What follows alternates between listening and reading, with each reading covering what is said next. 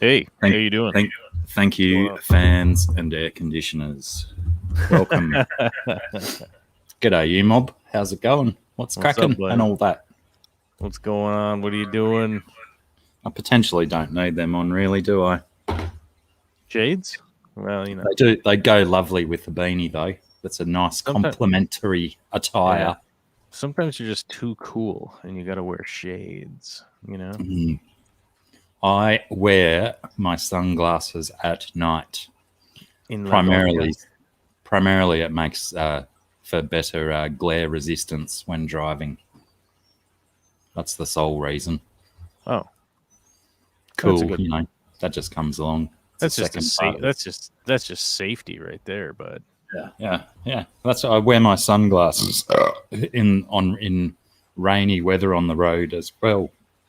Oh yeah, because you know, the appropriate polarized lenses reduce the glare off the raindrops, and you can actually see a hell of a lot better.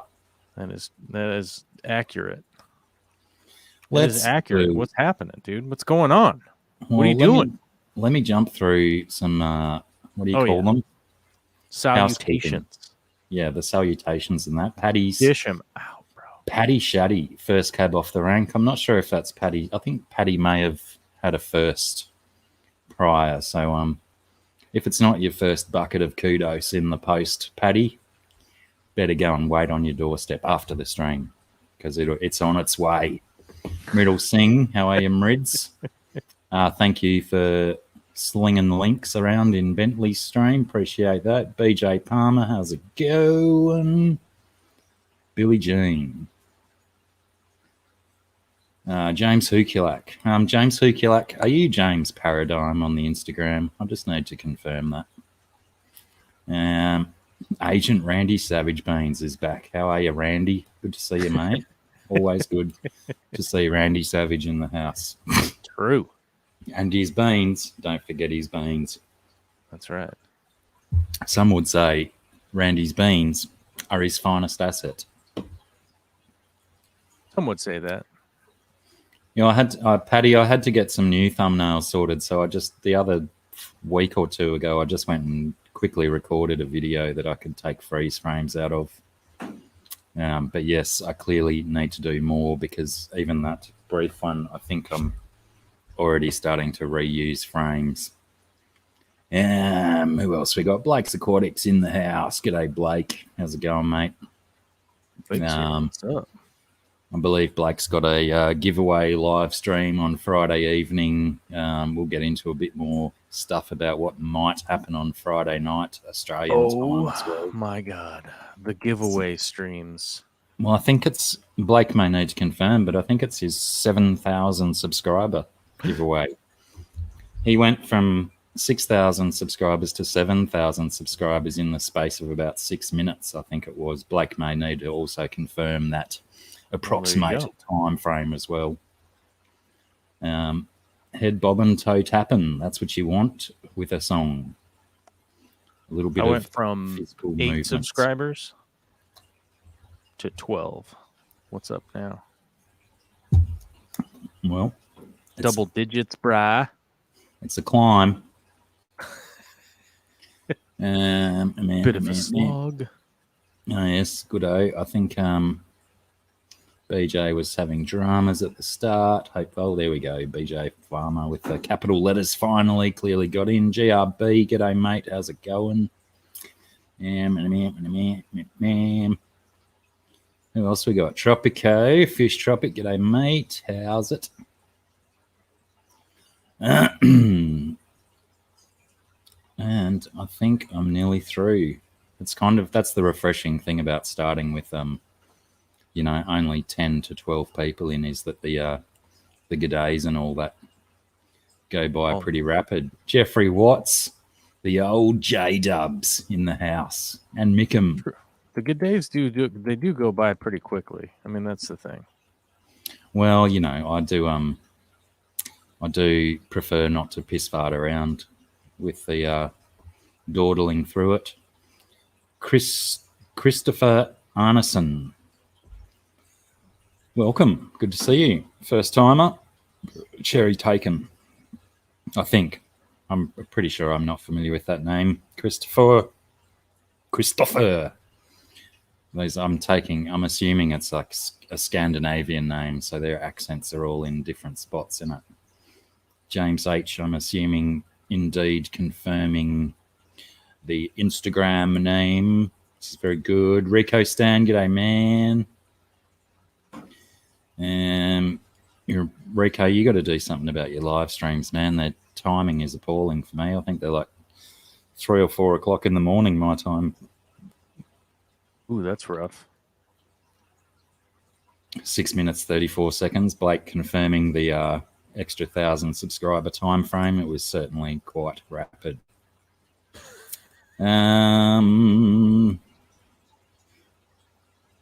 S, hello, S. I think my chat jumping has actually assisted me, maybe. And yes,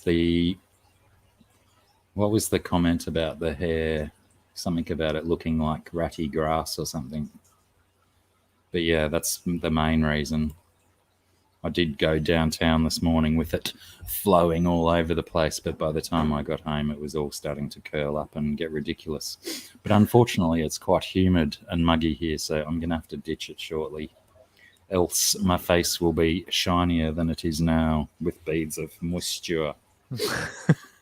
Well, I've made it to the bottom of the hellos. If I missed you, hop on your knees and beg for another or a hello. I'm sure I will deliver on a hello, because that's the kind of guy I am. Ahoy hoy. Yeah. And what's been going on in your world? Bit more demolition, I see, thanks to the Facebooks. Demolition is... I'm knee deep in demolition currently.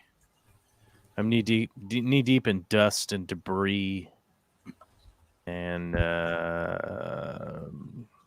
plumbing and electrical and all sorts of fun stuff. The fun nonsense. But you've got all those skills anyway, don't you? That's true. That's true. Are you ticketed in them? Do you need to get your plumbing and electrical work signed off by an authoritarian figure, or can you just do it knowing that you can do it?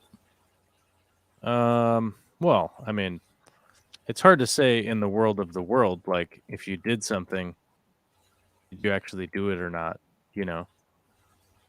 But yes, generally, yes, everything has to be inspected and whatnot. Yeah. And marked off. I mean, I know there's a lot of people that are like, oh, I don't want to get an inspection, blah, blah, blah. But like, it's for your own benefit. Like, that's what I was going to say. There's pretty reasonable reasons behind that, isn't it? Yeah. And I mean, I was literally dealing with a contractor the other day, and we were talking about that, where it's like, it's like people don't want to get a permit or inspection or whatever. And it's like, but it's for your benefit to like double check the work that you did so that no one gets hurt. And then it's like, well, but why? And it's like, well, because somebody died. That's why. At some stage. That's the reasoning behind it, is like, it's because somebody died at some point. And somebody, I recall not that long ago, somebody was like, yeah, but it's not a big deal or whatever. And it's like, yeah, but you could literally look up historically, like, people died because of this stuff. And then you want to avoid that, right?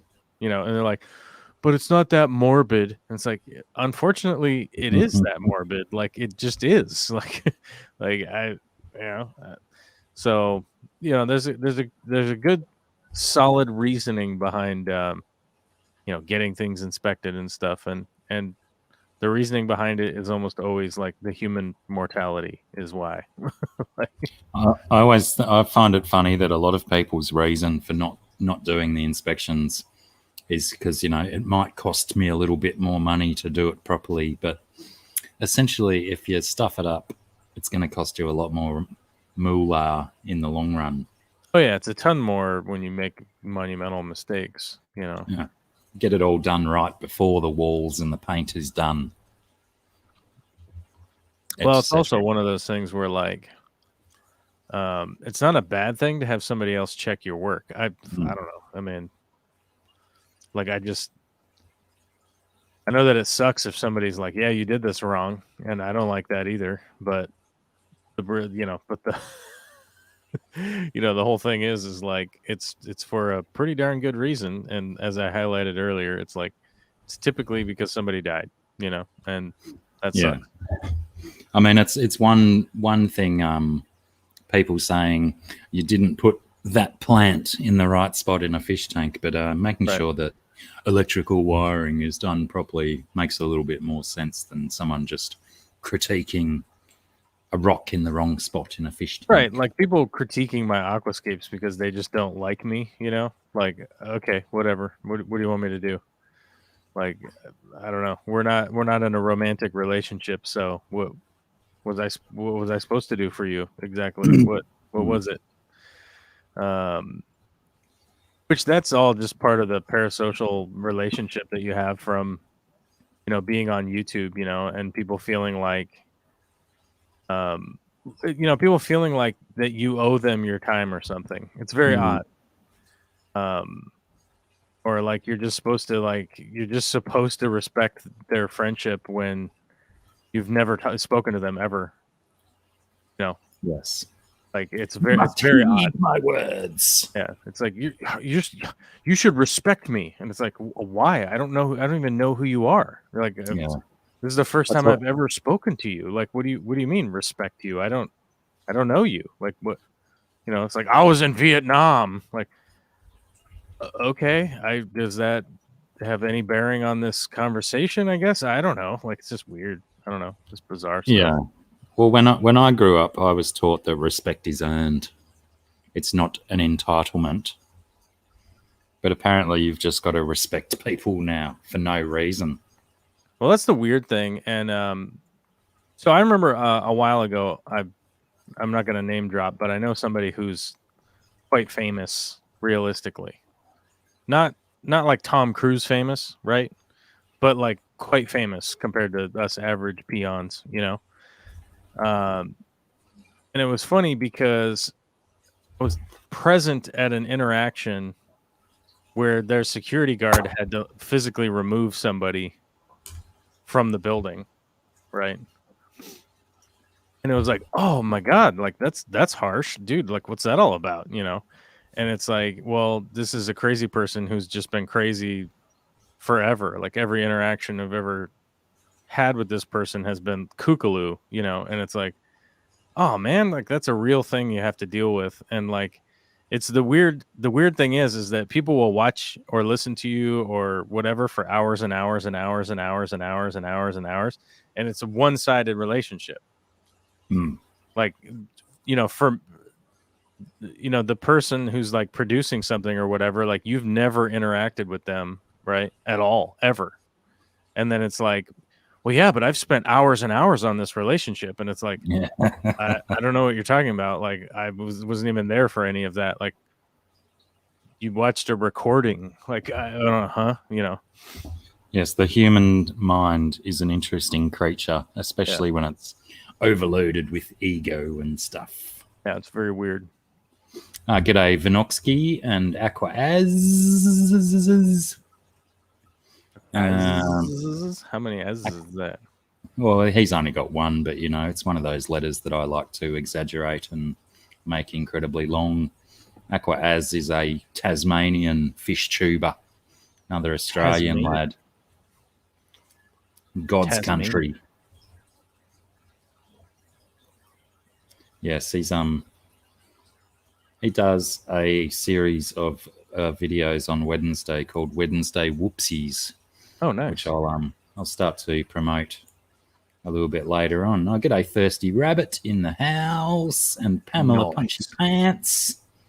Actually, I don't think I've called Pam Punchy Pants for a long time. So You got to get those punchy pants. I think I they're already good. have those. I think They're I great. have those. Great in a pub fight. Exactly. What else is new? Just going wild, waiting for some tanks to show up in the mail. It's pissing me off. COVID. Tanks in the mail. I ordered some. Well, to be specific, I didn't order custom fabricated tanks. I ordered the custom fabricated tanks that they screwed up. As in their like, previous jobs, and you got them for a good price. Well, they're like these have an error of some kind, like, oh, maybe the glue lines aren't perfect, or this edge isn't polished correctly, or, oh, it's an inch bigger or smaller than it was supposed to be, or whatever, There's a whole bunch of different reasons, but yeah, dude, you know me, man. Like, I don't really, as long as it holds water well and it looks pretty darn good, I mean, I'm going to film it and no one will ever notice the screwed up part, If the discount's right, then lap that stuff up. Well, it's a funny thing because, like, because I film all my stuff, and like 9 times out of 10, when people actually, the few people that have actually been physically to my fish room, they're always like, "This is so much smaller than I thought it was going to be," because it's like, yeah, it's filmed. Like, what? Yeah, what do you think's going on? Like, like I film it and then I make the video out of it. It's like. I think it's a pretty tight space you work with, isn't it? Mm-hmm. But yeah, I'm fairly certain that even my impression of the size of the space, I'd probably try and suck my belly or something up when I walked in. Oh, it's not that bad. It's just like people are like, oh, I thought this would be like way bigger, But yeah, that's later. That's in the future. I have to finish this monumental remodel first. Then a bigger fish room. Then a bigger fish room. But right now, lumber is like, oh my God, so expensive. It's expensive down here too for some reason. Running out of trees or some nonsense. Well, they're just blaming it on COVID. I mean, they just artificially raised the market and then they're blaming it on COVID, Yeah. Come on. That poor old COVID. Doesn't it get a bum rap for some things? It does. Yeah. I almost feel sorry for it. The reality is that, like, they're just artificially inflating the prices. Like, there's just no way, So like OSB, the strand board, you might call it particle board or something like that, whatever. It's normally like $8 or $9 for a 4-foot by 8-foot sheet. Today it was $63. Wow. $63. Like, and it's normally $9 or $10. Like, there's not enough COVID in the world for that to make any sense. That increase, yeah. Yeah, it's kookaloo. Like, and they're just like, oh, I don't know. It's just like, I don't know, 6,000% more expensive than it was ever. Okay, why? Like, and then they got to use that. They cut all this stuff and process it like with machines. They don't do it by hand. It's not like, all the guys are out from COVID, so they can't cut down the trees with their teeth like beavers. Like those 3 dudes involved in the process are actually like 15 meters apart anyway. Yeah, they already are. They're in excavators. Yeah. Oh, speaking of which, got a massive amount of that going on over in the bush behind me for the last 3 days. I think it's the property owner clearing a lot of camp floral trees, which had terrible pests down here. He's cutting down trees and it's sending all the critters your way. Well, I don't know about the critters, but just the noise, lots of noise. Then I had a note in the mailbox today because it is customary down here that if you're going to be having burn-offs, fires, to let your neighbours know promptly. So we had a note that he's going to be having fires on his property Oh, for the next few days. So that might give me an opportunity as well to go and do some burning off out on his property if the burn neighbours are all some covered. rubbish. But, I'll send him a polite message first saying, hey, do you mind if I have a fire under this little note that you've sent around as well? It's your property. But yeah, I got a good amount of stuff I could burn.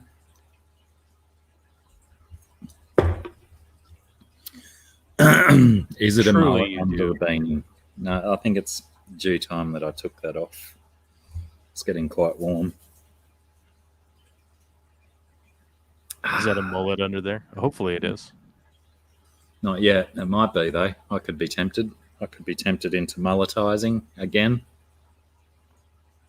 There's a lovely photo of me hanging in my mum and dad's kitchen from about 1989, maybe 1990, where I had a lovely mullet. Although there was still a bit of party on top too. It wasn't business on top. It was party on top and party at the back and just short at the sides. Oh. But yeah, lots of it falls out. So I should, beat it to the punch and just shave off. I was very tempted to do what's his name? Thomas Jane from The Expanse. Oh yeah. His one-sided mohawk, but then I think yeah. I got to season 3 or something, and I think he did both the sides and just turned it into a proper mohawk. G'day, T-Bone. If you don't have original like a proper job to go to, like who cares? Cut your hair however you want. Well, it's easy. I can have a silly mohawk if I want. Exactly. But my other option was going to be the Raised by Wolves haircut. You watched that, didn't you? What's that? The Raised by Wolves. You know what? I never did. I didn't get around to watching that. That's a pretty good show. But yeah, they're like. I heard it was brilliant, but I just missed it. Fantastic. I'm not sure if we'll see more of it though. I think it might have been a one-off. But Okay. yeah, they've got this interesting haircut where they probably started with something similar to mine, but then they shave a line up here into the hair and forwards, and it's just this patch above the ear that's bald, but it's still hair at the back. I made a silly prediction at the time that was going to be the next big hairstyle and everyone would be wearing it, and I think I jinxed them because I don't see anyone wearing that hairdo. Or alternatively, not enough people saw the show. Maybe their promotion and hype was poor. Oh, nice one, GRB. G'day, Ian Atkins. How are you? Atkins Nature Aquariums. Back for more. Back again.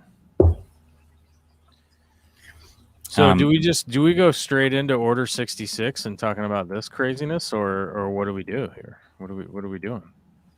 I can be. My arm can be twisted into talking about Bad Batch pretty quick.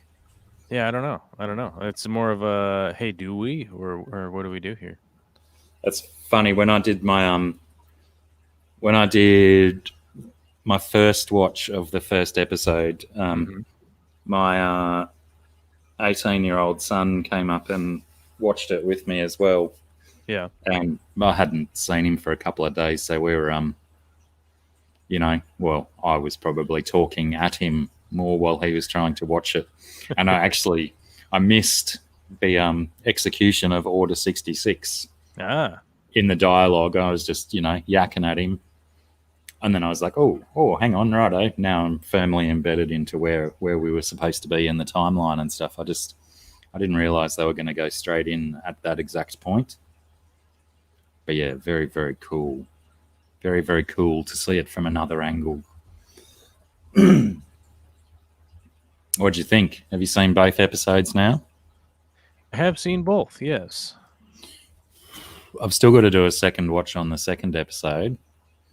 But I seem to recall walking away quite impressed.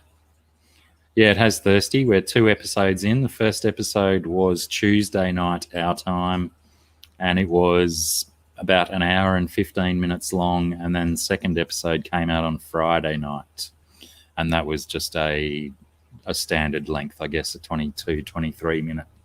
Right. G'day, Pipex and Alien World Aquatics. Scotty, how are you? The first one was long as what I want episodes to be. Mm. You know what I mean? I mean, maybe it was like a little bit too long. Like they had a lot of reality.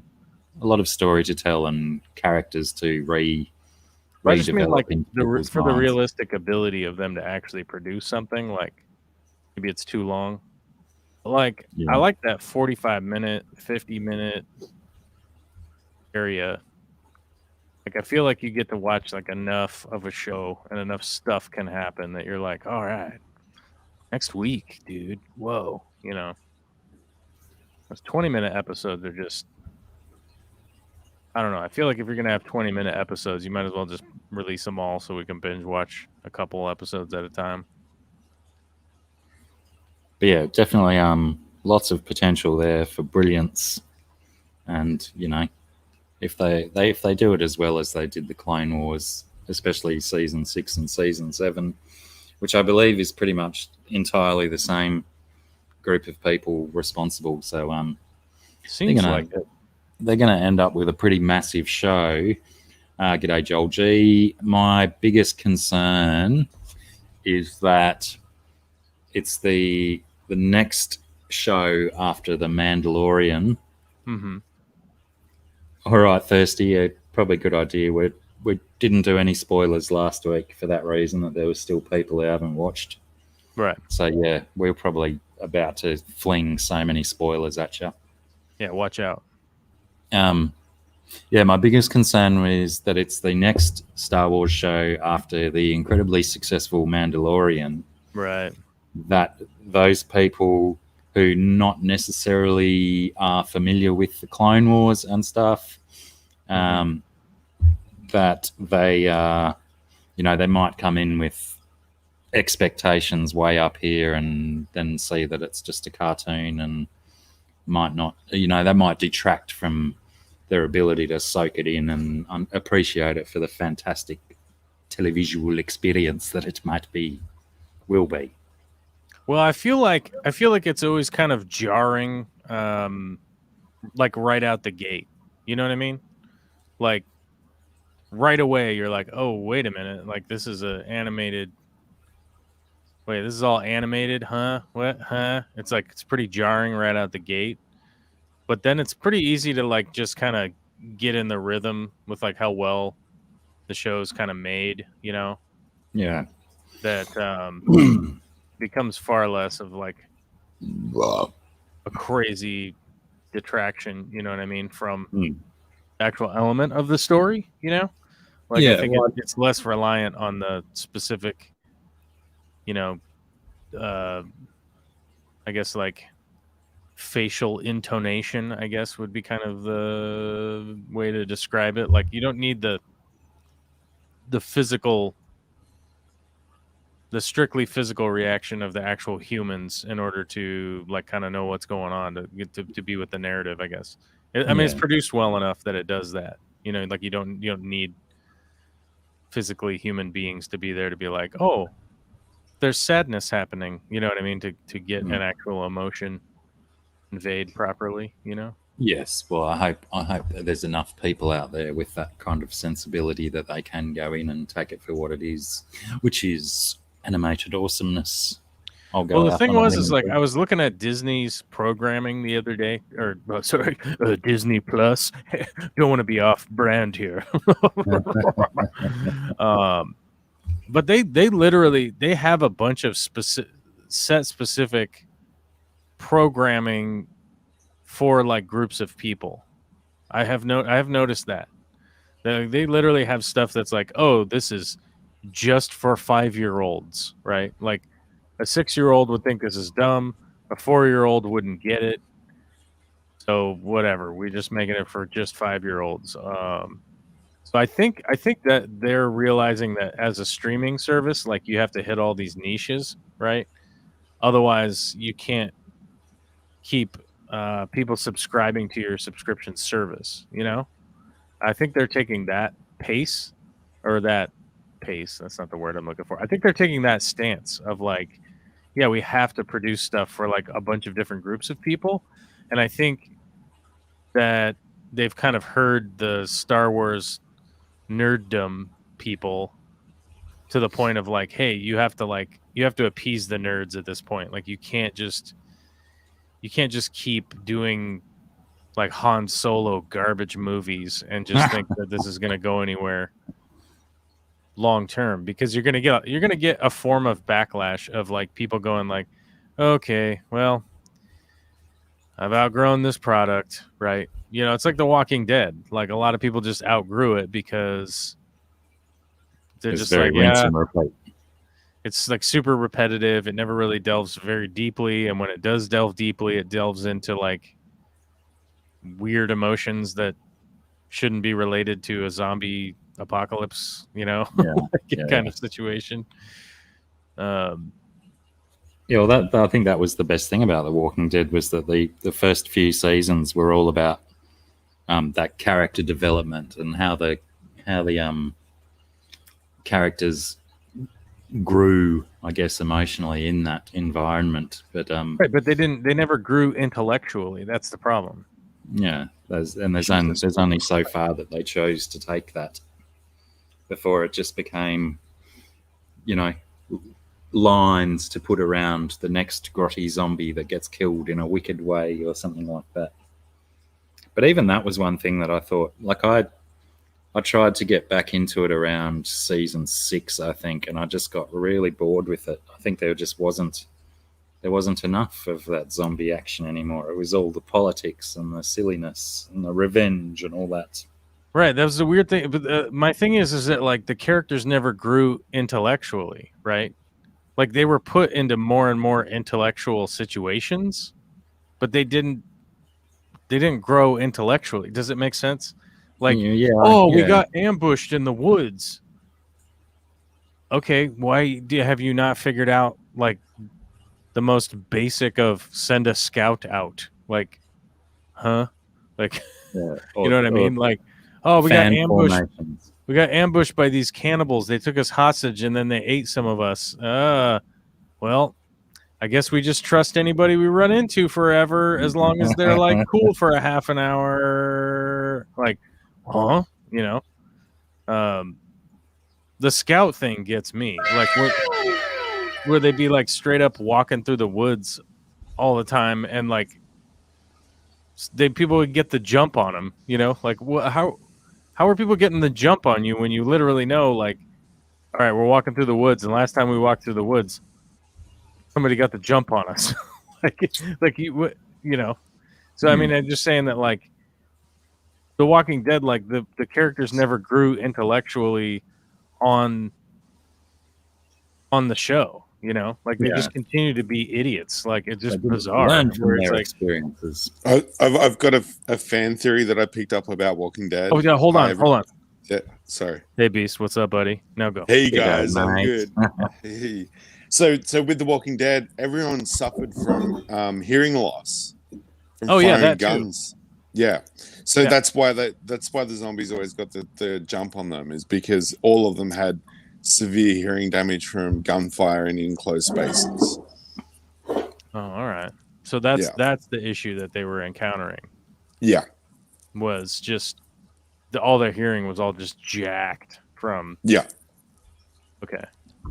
But they really didn't like have that much. They didn't really like have that much ammo and whatnot, right? Like they weren't like just at the firing range all the time. It was from the early seasons when they did have decent ammunition before they went to improv weapons. Got it. So everyone just had hearing damage like permanently, but also like they had like tinnitus real bad, but nobody ever brought it up. No, like because I have tinnitus, and I bring it up. How come Like I have tinnitus, right? Like I have hearing damage and I have tinnitus, and I bring it up to Vicky. Like when it's quiet, I'm like I can hear ringing, right?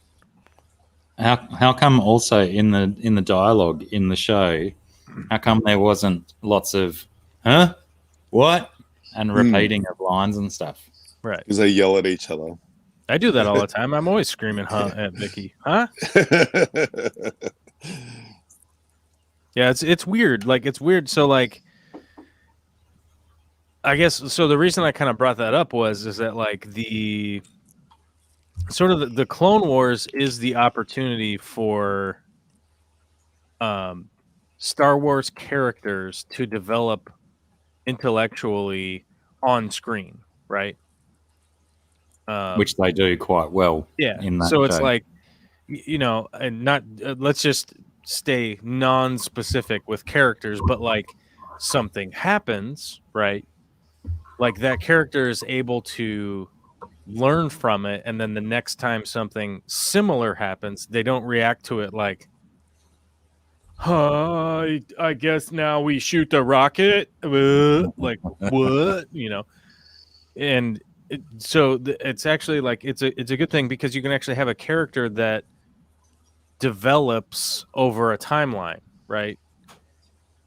Which I think that's kind of the important thing because, like, let's say you make this stupid Han Solo movie because you want to show the character development of a guy, and then you make a 2-hour movie that literally explains that all of the character of this person is just stupid, dumb things that happen. It sort of devalues like that character, right? And the storytelling like just goes right in the garbage. So I don't know. I'm thinking that the Bad Batch is fantastic because it's able to like, you know, it's able to show like the development of like what happened around, for instance, like the Order 66 and people going, the actual humans went like, hey, what, huh? What are you doing? Like, what? Are you sure? Like, we're supposed to execute like our homies? Like, wait, why? Like, what's going on here? And then it's like, well, but it actually explains like why the clones actually did it is because they had the chip, right? You know, and they literally had to say it in the show of going like, yes, they had the pre-programming, but how do you think it would get delivered? Like, what are you talking about? You know, like what's his name? The smart Bad Batch guy, like literally it was like, yeah, but how do you think they actually use it? Like, what do you mean? Yeah, we all have a chip in our head. What do you like? What's wrong with you? You know, kind of thing. And you're like, okay. So they actually did that, and then I think I wasn't reading it, but I was listening to somebody who was talking about their theory was that like, I think we're gonna find out in the first, and we found out sort of in one way, right? That using the what do they call it? The there's a name for the chip, whatever it's called. Inhibitor chip. The inhibitor chip is what like screwed up the DNA of like the next and the next and the next groups of clones, right? Which is why they end up going away from the clones is because the clones are getting worse because they use the inhibitor chip, and they actually use the force to like force the inhibitor chip to work on all of the clones, which makes them like, oh, now their aim sucks, right? like they're dumber and less adept than they used to be because you like screwed with their brain in order to kill off all these Jedi, right? And then like now they're all like way less effective than they were before. So you literally like have to get conscripted soldiers, right, to move forward.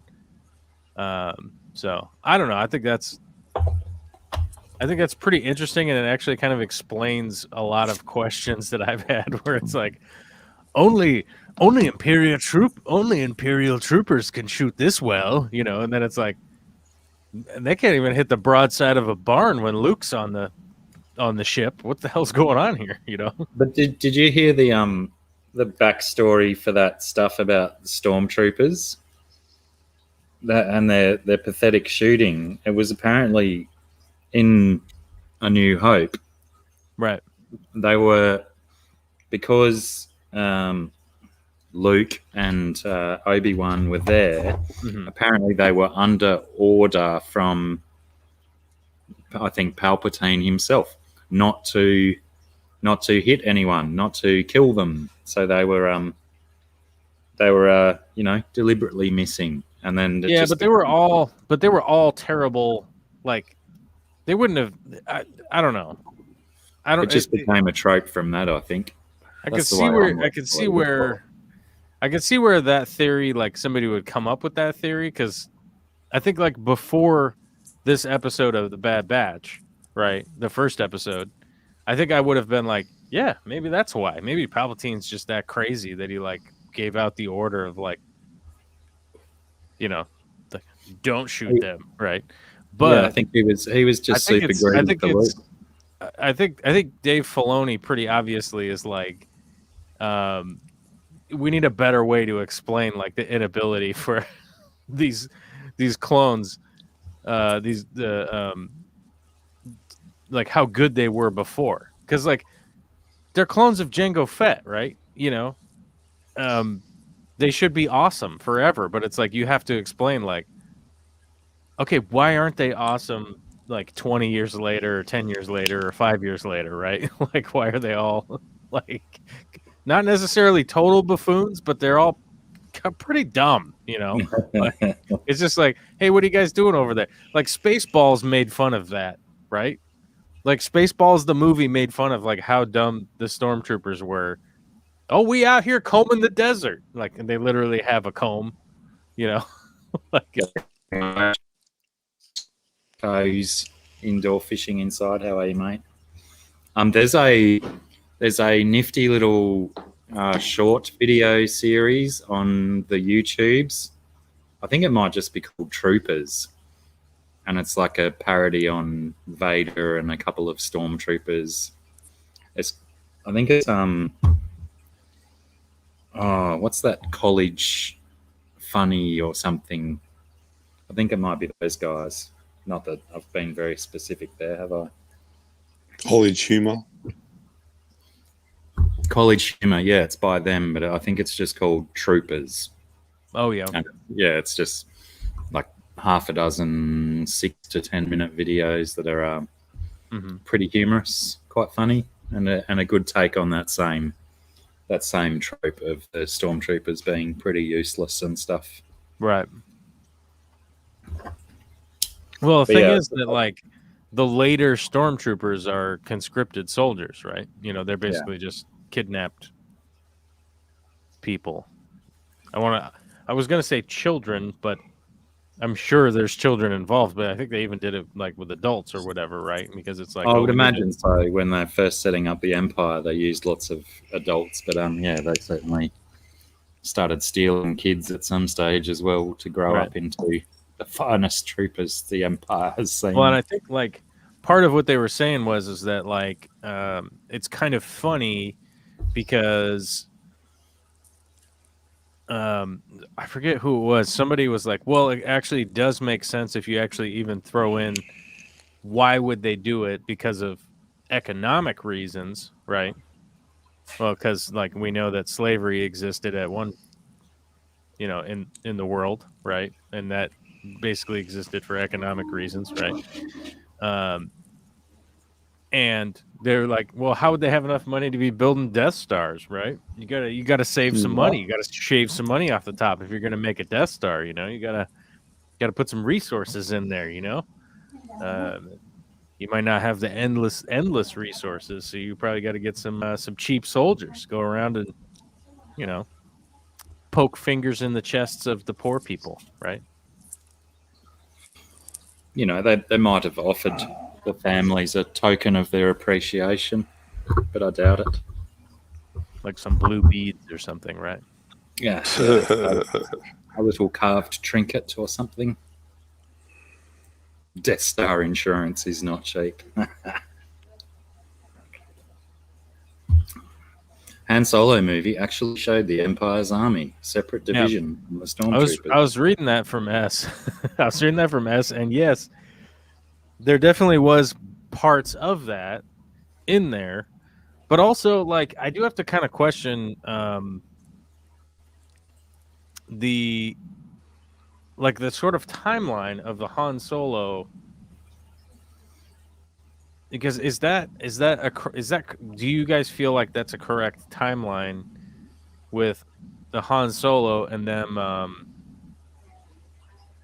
them being able to, like, because they were recruiting soldiers back then in the Han Solo movie, right? Because that's how supposedly Han Solo got his name, when he just signed up at the spaceport, and they were like, "What's your name?" And his name, like, "My name's Han." And they're like, "What else?" And he's like, "No, it's like Prince, And they're like, "No, you're by yourself.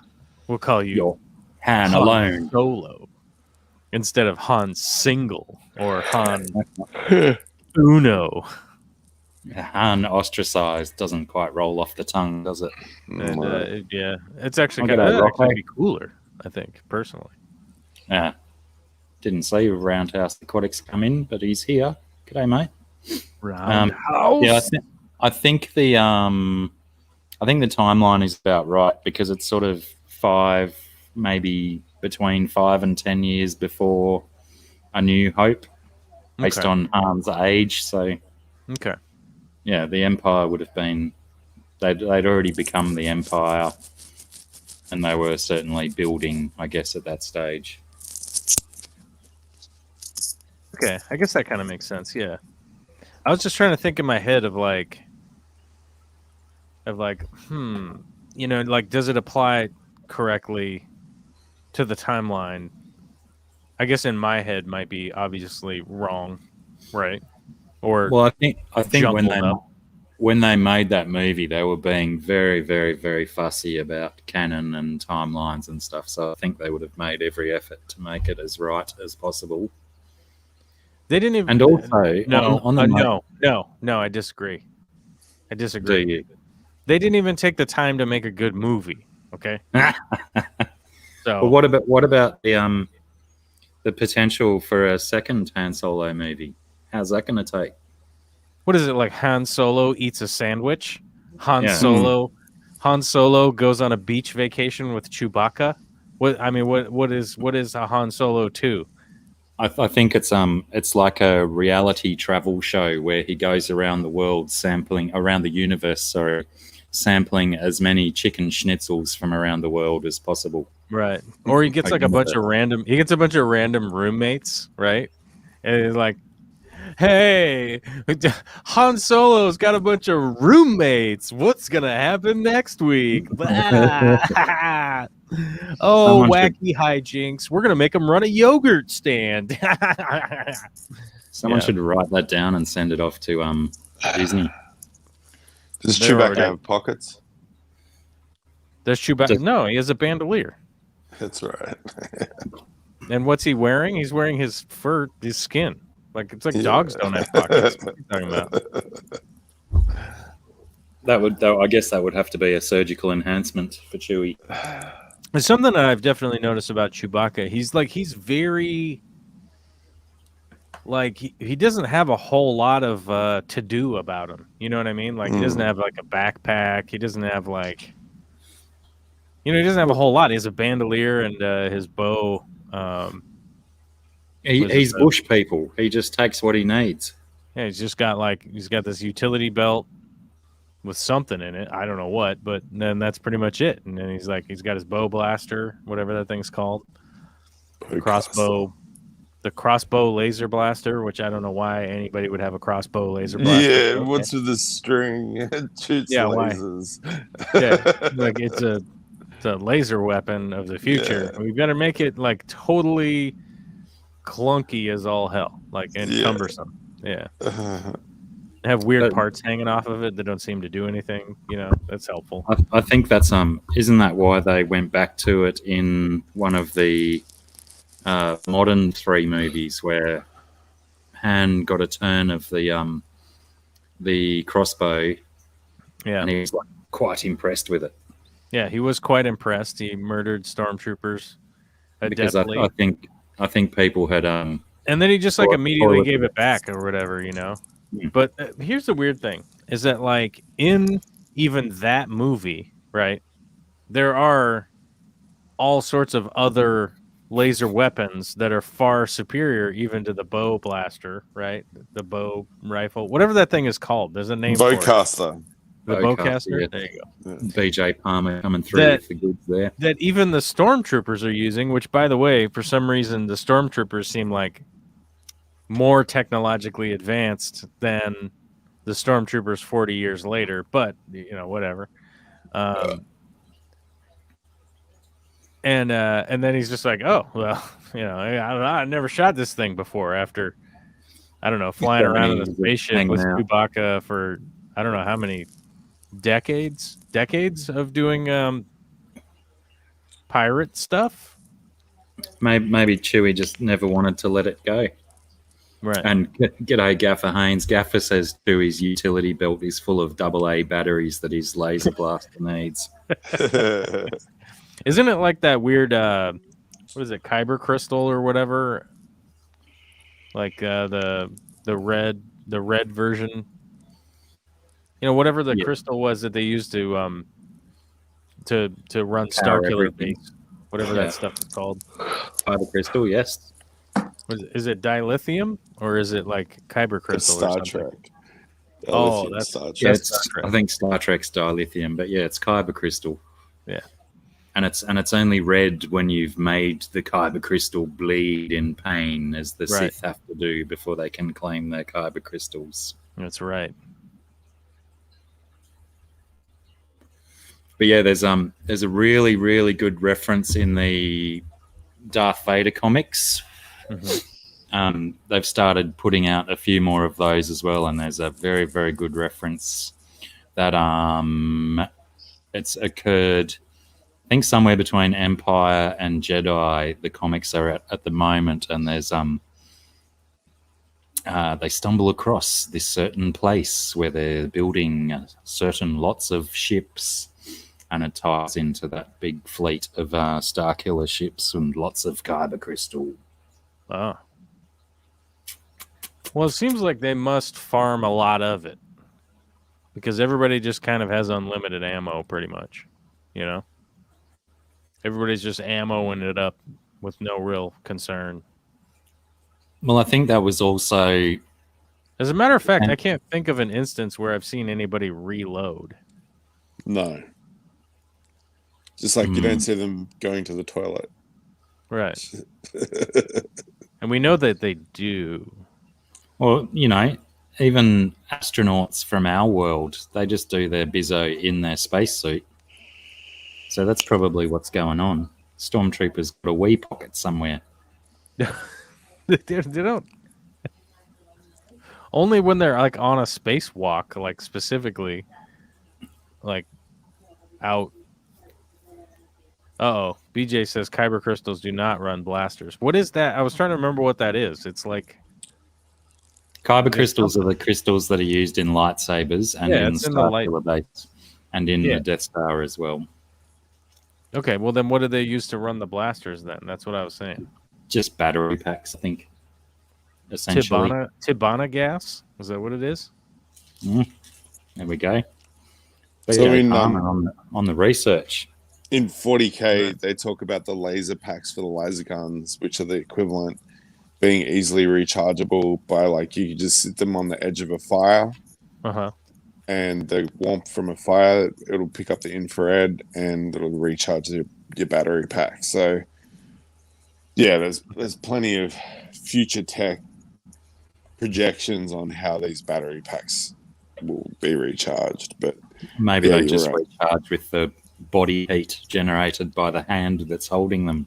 Whoa, that'd be pretty cool. Think of them like an automatic watch. You just got to run around a bit, jog on, and up she goes. Right. Good old kinetic charging. Yeah.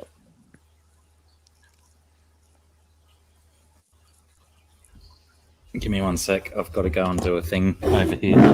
A thing. thing. What was your takeaway on the Bad Batch? What did you come up with? I haven't been watching it. I've been solidly stuck into Jupiter's Legacy on Netflix, which is like some superhero-based movie series or TV series that just came out of nowhere, and it's quite enthralling. Huh. Okay, I haven't seen it. Pretty well made. A Netflix thing, and yeah, it must have come from a comic because it had good story. Right. I think it said at the beginning Miller World, so Mike Miller, who did Watchmen, might have had a hand in it. Yeah. Yeah, generally speaking, if Miller has something to do with it, it's going to be pretty good. Yeah, Blacky thought I was off my head when I sent him a message when I found it. What the fuck is this Jupiter's Legacy bullshit? Where did it come from? I go away for 2 weeks and come home and there's this fantastic new shit to watch. I'm like, fuck yeah, entertainment guaranteed. I had not heard of the show nor seen it, and I just get this random message from Josh in the middle of the night saying what he said roughly, and I'm like, I have no idea what he's talking about. He must be off chops. And then I turn Netflix on the next day, and here it is spread across the screen, Jupiter's Legacy. But I have not looked at it yet. And I was kind of convinced that it must have been a DC product, because on the splash screen on Netflix, there's a dude in the background that looks like he's got the Superman S on his chest. But he's got like grey hair and a grey goatee and stuff. So no, I think it's Mike Miller, like the dude who did Watchmen, had a hand in it. So yeah, it says it's Miller. Yeah, Jupiter's Legacy. I'll have to check this out. It's got Mark Duhamel in it. Yeah, it's pretty well done. Who did you say as well? How many episodes is out? 1, 2, 8 episodes. Okay. Yeah. I'll go start it on your recommendation. You didn't even tell me to watch it, but on your recommendation, I will go check it out. I'll go check it out on my monstrous TV. Yeah, do it. It's high quality. That's what we've been doing. It's I don't know if you know inches, but we have a 80-something inch TV now. It's ridiculous. Crikey, how far do you sit from it? Oh, I sit right next to it. So I watch stuff going IMAX at home. Yeah, we had to buy a new TV. Our old one was crapping out on us, and I don't know if you're familiar with Costco. Are you familiar with Costco Shopping Center? Yeah, I've heard about it. Yeah, they had a giant sale on TVs, and it was like, oh, all right. And so we just went to go get the same TV that we had, and they were like, what? What are you, stupid? What are you, stupid dummy dum-dum? Like, yeah, that was always my favorite sales technique. Like, I don't think I'm a stupid dummy dum-dum, but they're like, I don't know. You're being kind of stupid dummy. You sound a little bit dumb. Yeah. And I was like, oh, okay. Actually it cost less than how much the TV was we bought that we were replacing, which is crazy. And twice the size or something. It's like, yeah, it's probably like 5 times bigger or something. I don't know. It's obscene. It's an obscenity. It goes against all natural, goodness. Kate's fingers painted on BJ. She can't type herself.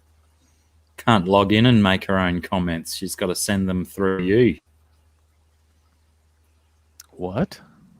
BJ Palmer is saying that her daughter's being very vocal in her ear about the Star Wars-y stuff. Most of the Star Wars info I had is from Kate. She's been quite vocal. Oh, okay. Yeah. Got it. Yeah, because I was saying, like, I didn't think it was Kyber Crystal that ran the blasters. I was thinking it was something, but I didn't know what the hell it was. It's hard to track. It's hard to track the like 900 different things I'm interested in at all times. So my head starts to spin around and my eyes are like all like I don't know what's happening right now. But yeah, I knew that they were like mining that resource and all that kind of stuff. But I don't know. I feel like the timelines and things will hopefully get straightened out. I'm just saying that like that's my big takeaway from the Bad Batch going and being able to get a chance to be made with Filoni, right? And the actual creative team involved in the I guess deeper or more in depth or I don't know more accurate storytelling. Is that I don't know. I'm trying to think of like what word would describe it best, but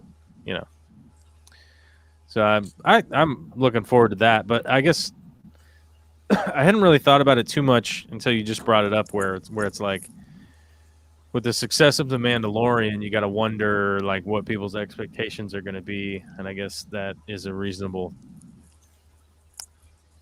in my estimation, that's a reasonable concern to have. It's like, I wonder what the normies are going to think or what they're going to expect. Yeah, well, it's always a concern with because they've certainly been hyping it for a little while now, probably since even before Mandalorian was done. That lots of those people that fall victim to hype can just wander on in and just be instantly turned off if they don't give it a chance to perform. Right. Oh, right. BJ Palmer has confirmed why Kate won't talk directly. And, if we've got BJ as a conduit for Kate's talk, then that's entirely satisfactory with me. Even though I made a joke about it. Well, it wasn't really a joke, was it? It was a just don't fall for Elon Musk's nonsense and related to that. I might change our perspective a little bit. Whoa. Just so I can make room. You want that chair or this chair? You were involved in asking me to move on. I am, but what? I was thinking you were involved asking me to move on.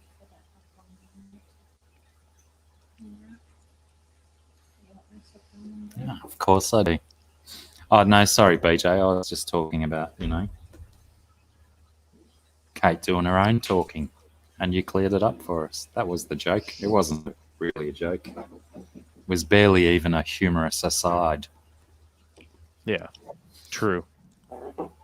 I don't. What's going on? What's going on the background? What's happening over there?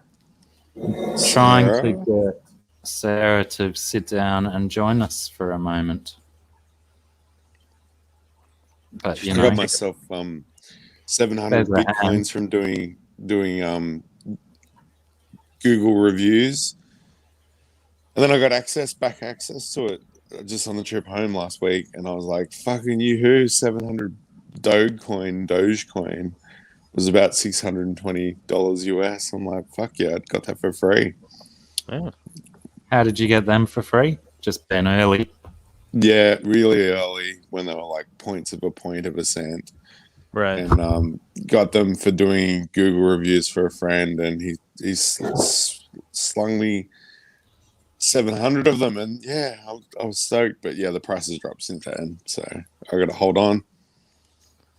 Yeah, a friend of mine bought $180 worth of Dogecoin when it was the number 7 with 7 zeros in front of it. Yeah. So he's made profit then. What's that? That's a profit then? Yep. Solid profit. She literally bought it. She literally bought it because she did cryptocurrency and just bought it as a joke like a long time ago and was just like, it's just a goofy thing to have. It's funny. And yeah. Went up to like 70 cents or 65 cents or something like that. And it was like, sell it right now. What the hell? It's a lot of money. Like I don't know. 1,000,000% up? It's a lot. Crazy percentage. Yep. Like she was freaking out that it was going to get to 6 cents. Yeah. And then it got up to like 70 cents. And Yeah. like, yeah. I was like, holy crap, man. It's not a bad deal. Might as well cash out. Mm-hmm. I guess she Can't took it buy all. that I guess for she her. took it all. I think she cashed it all out and then, I don't know, bought a bunch of Ethereum or something. So, Right. Natural Aquariums says, I hear about people buying crypto, but not about them spending it. Mm. But I think there's businesses out there now that are accepting cryptocurrency as payment. there are some that accept it or whatnot, but my whole point has been that, like, what do they convert Bitcoin into when they convert it, right? It's like, well, you convert it to traditional currencies because that actually does have a value, right? Mm. And they're like, most people I talk to are like, well, it's like a commodity, and I'm like, yeah, but if you had gold, you'd have a thing, like, and then you could sell that thing for US dollars or Australian dollars or whatever, kind of. I think it all just gets converted into US dollars, doesn't it? And then gets converted from there. Yeah, and they charge a fee too. They to do a transaction. I think you'll lose about between 10 and 20% of the value whenever you cash out or use it. Either that or it's like a flat fee. I think. Yeah. I think if I buy or sell, I think it's $2.30 if I buy and sell, is what my charge is. Right. So obviously it has to be more than $5, otherwise it's just stupid to do anything. Mm-hmm. 6.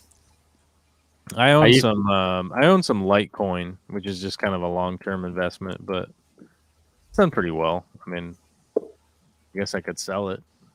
Are you still doing the pie beast? Yeah, still on that. Got like 600. Waiting for the day it goes live. I have to swap phone numbers and get our own phone numbers registered so we earn a little bit quicker because mine earns very slowly. Okay. I've only got one phone number in mine. Okay, I'll give you Emma's number as well. Swapping No rush. numbers. Oh boy, That's- and then you that's guys are okay. like, guys are gonna text each other and stuff. It's gonna be cute. Well, I think the way I understand it is that if you've got more people in your whatever they call it circle, I don't think they call it your circle, but you earn at a faster rate. Yeah. And I mean, I've only got 130 point something, but it keeps building. I'm probably due to switch it back on, actually. That's the one thing I don't like, having to restart it every 24 hours. Yeah. But I guess it makes them, they're not giving it away unless people are putting in a little bit of effort. That's right. Pushing a button. Money for nothing. Chicks for free? And something for free.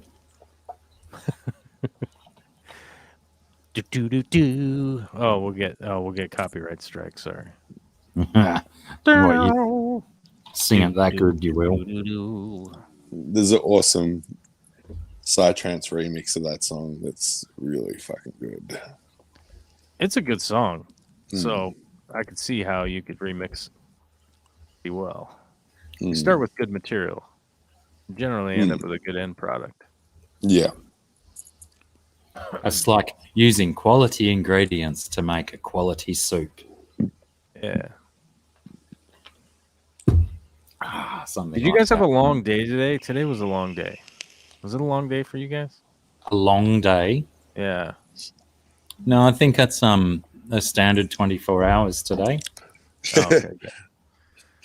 Good. Okay. What do you mean? Have you had another super early wake up and a 15-hour day again? Well, that's kind of normal for me, but yeah, it's the norm, I guess. It's like the norm these days, isn't it?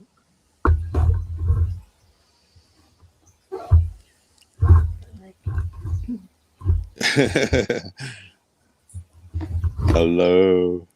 So difficult to get her on camera today. What's going on? You must smell, Michael.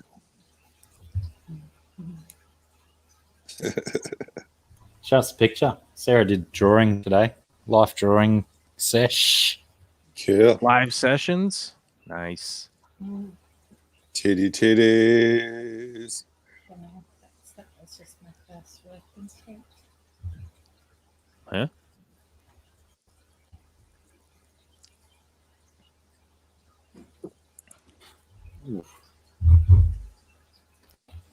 Oh, I probably should make myself full for this bit.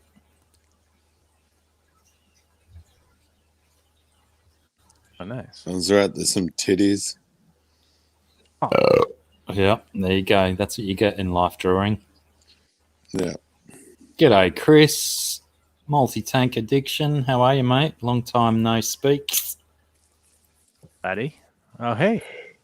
What's up, Chris? Hello. Chris will be on my list of people when I make it to Oregon. Oregon. Oregon. Some more boobies for you, Oregon. Josh. Oregon, my boy. Where you going? Are you going? Are you going to Oregon? Always. Mushroom head. Oh, Nice. That's cool. I don't know if you can see the little goldy flecky bits, You but guys are just out there spending time doing some art. I'm out here grinding, dude, constantly. It's ridiculous. You got to grind for your levels. how else are you going to become a master if you don't put your 10,000 hours in? It was like 30,000 billion hours or something, right? A while ago. Well, what did you say? 400 hobbies you're into, 400 things you're into. Oh, that's true. So that's only 4 million hours you've got to achieve. Oh. That's pretty crazy, right? Mm.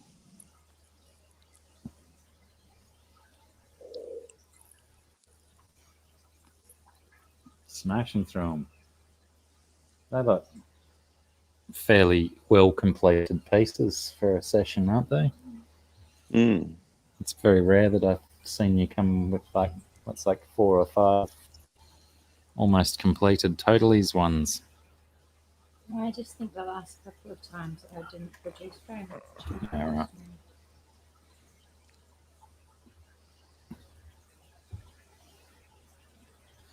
My chat may have frozen, or it's just gone completely quiet. You're good. The It's just show quiet. of art. People are in awe of the art. Showing off some bum bum. Well, it's always good when you're showing off your bum to give that little coy look over the shoulder to make sure they're looking. True.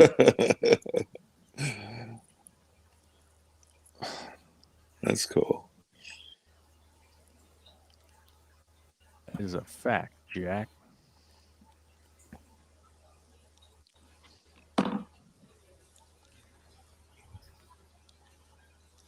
You might have to take over in a sec because I super need to go and wrestle a crocodile ASAP.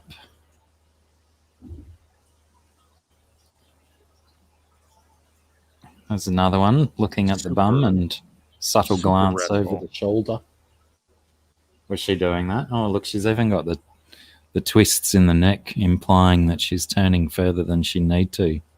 That's a very, very nice head, though, even with my shakes. Crikey, I can't hold it still enough. Very shakes. What's going on over there, bud? You know, early Old onset, age? early onset Parkinson's disease, I think. Got it. Runs in the family. Just want to check, make sure. Don't want to cast dispersions on my friend.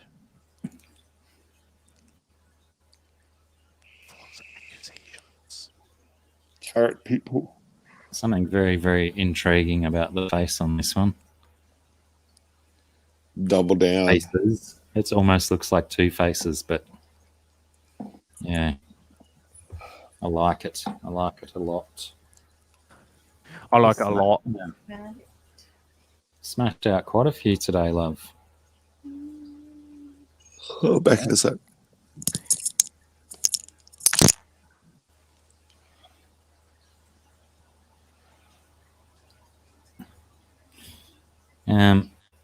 Well, I've got this weird Wi-Fi symbol on my StreamYard that I haven't seen before. Keep telling me that I've got really crap internet, which I have had for a few days, but I don't think I've broken yet. Only momentarily. Nothing too crazy. I think there's definitely been some local stuff going on with the internet provider that I use. Well, your boy's got the whole place on fire down the way too, so that's probably got something going on with it, right? Yeah. No, because I've been having problems for like 3 or 4 days. Mm-hmm.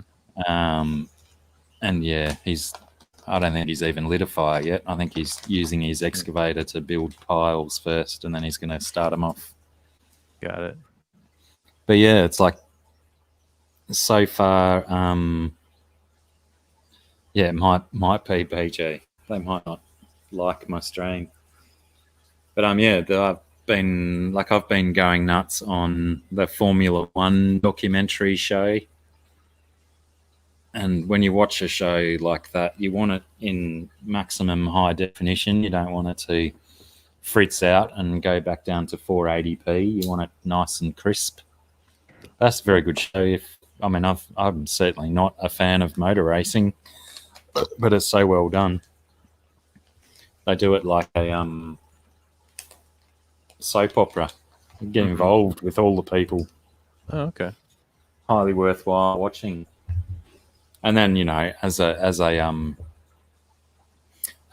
side effect of that, now I've watched a fair few Formula One races as well, and even a Formula E race, which is electric cars, but they look like Formula One cars nearly, but they certainly don't sound like them. Right. BJ, I believe it's called Formula One Drive to Survive on the Netflix. Oh. And there's been 3 seasons of it, and I loved it. I thought it was great. Nice. I'm gonna have to go and wrestle a crocodile though, so Oh. I'm sure while I'm gone, Sarah will lean over and talk and stuff. She's making a very, very funny face at me right now, though. Sarah, what are you doing? We'll see if you guys talk about kids again. We'll see if we go from 17 down to 4 viewers. Yeah, hell yeah. Hey, how many viewers are we supposed to have? 11. Oh, okay. You can handle 11. So how are the kids? Yeah. They're not here. They're not here. Oh, yeah. Good point. You're on child sabbatical from the tykes. That's right. But yeah, I'm just stoked that I got to come drawing this morning. Yeah. So I'm still on the high from that because it's such a good environment to be in. The group that I go, just I just love it. It's just that good. It really is. And I think because I've been going for a while, like whenever I can, over many years, like I've had long periods where I haven't gone, but because I've been doing it, I just get into zone really quickly when I go there. Yeah. It's like everything's set up and I'm just like trained by now to just be able to jump straight into a really good creative space. So that's exciting. It's awesome.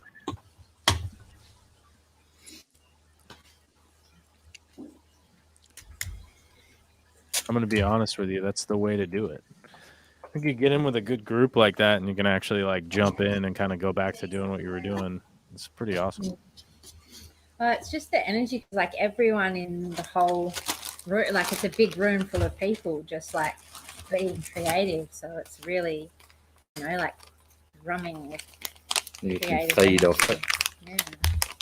And it doesn't hurt that, it's really affirming too. Like everyone there is really supportive of everybody else. And because they're all people who really enjoy art and looking at drawings, so people get really enthusiastic about your work and stuff. Yeah.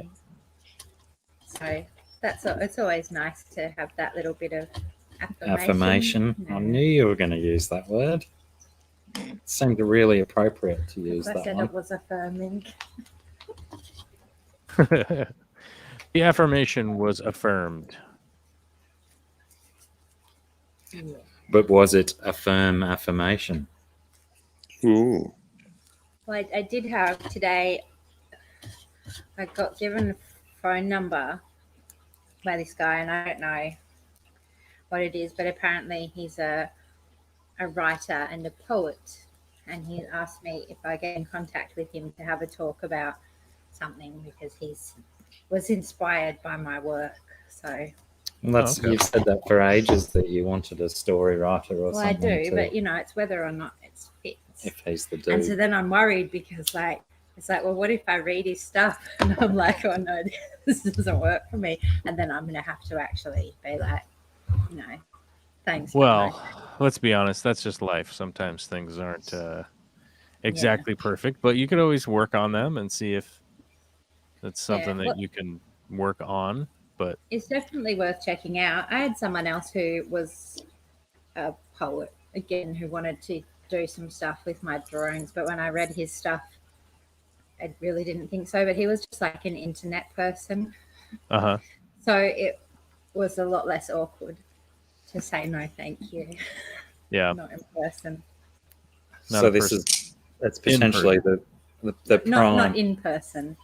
Potentially the prime time where you need an agent to be that middleman to go to the guy and get some samples of his stuff, and then you say, this one's dodgy, this one's got a little bit of promise, and then I was going to say, then I can go back. Then the agent can go back and say, dude, this work sucks, pick your game up.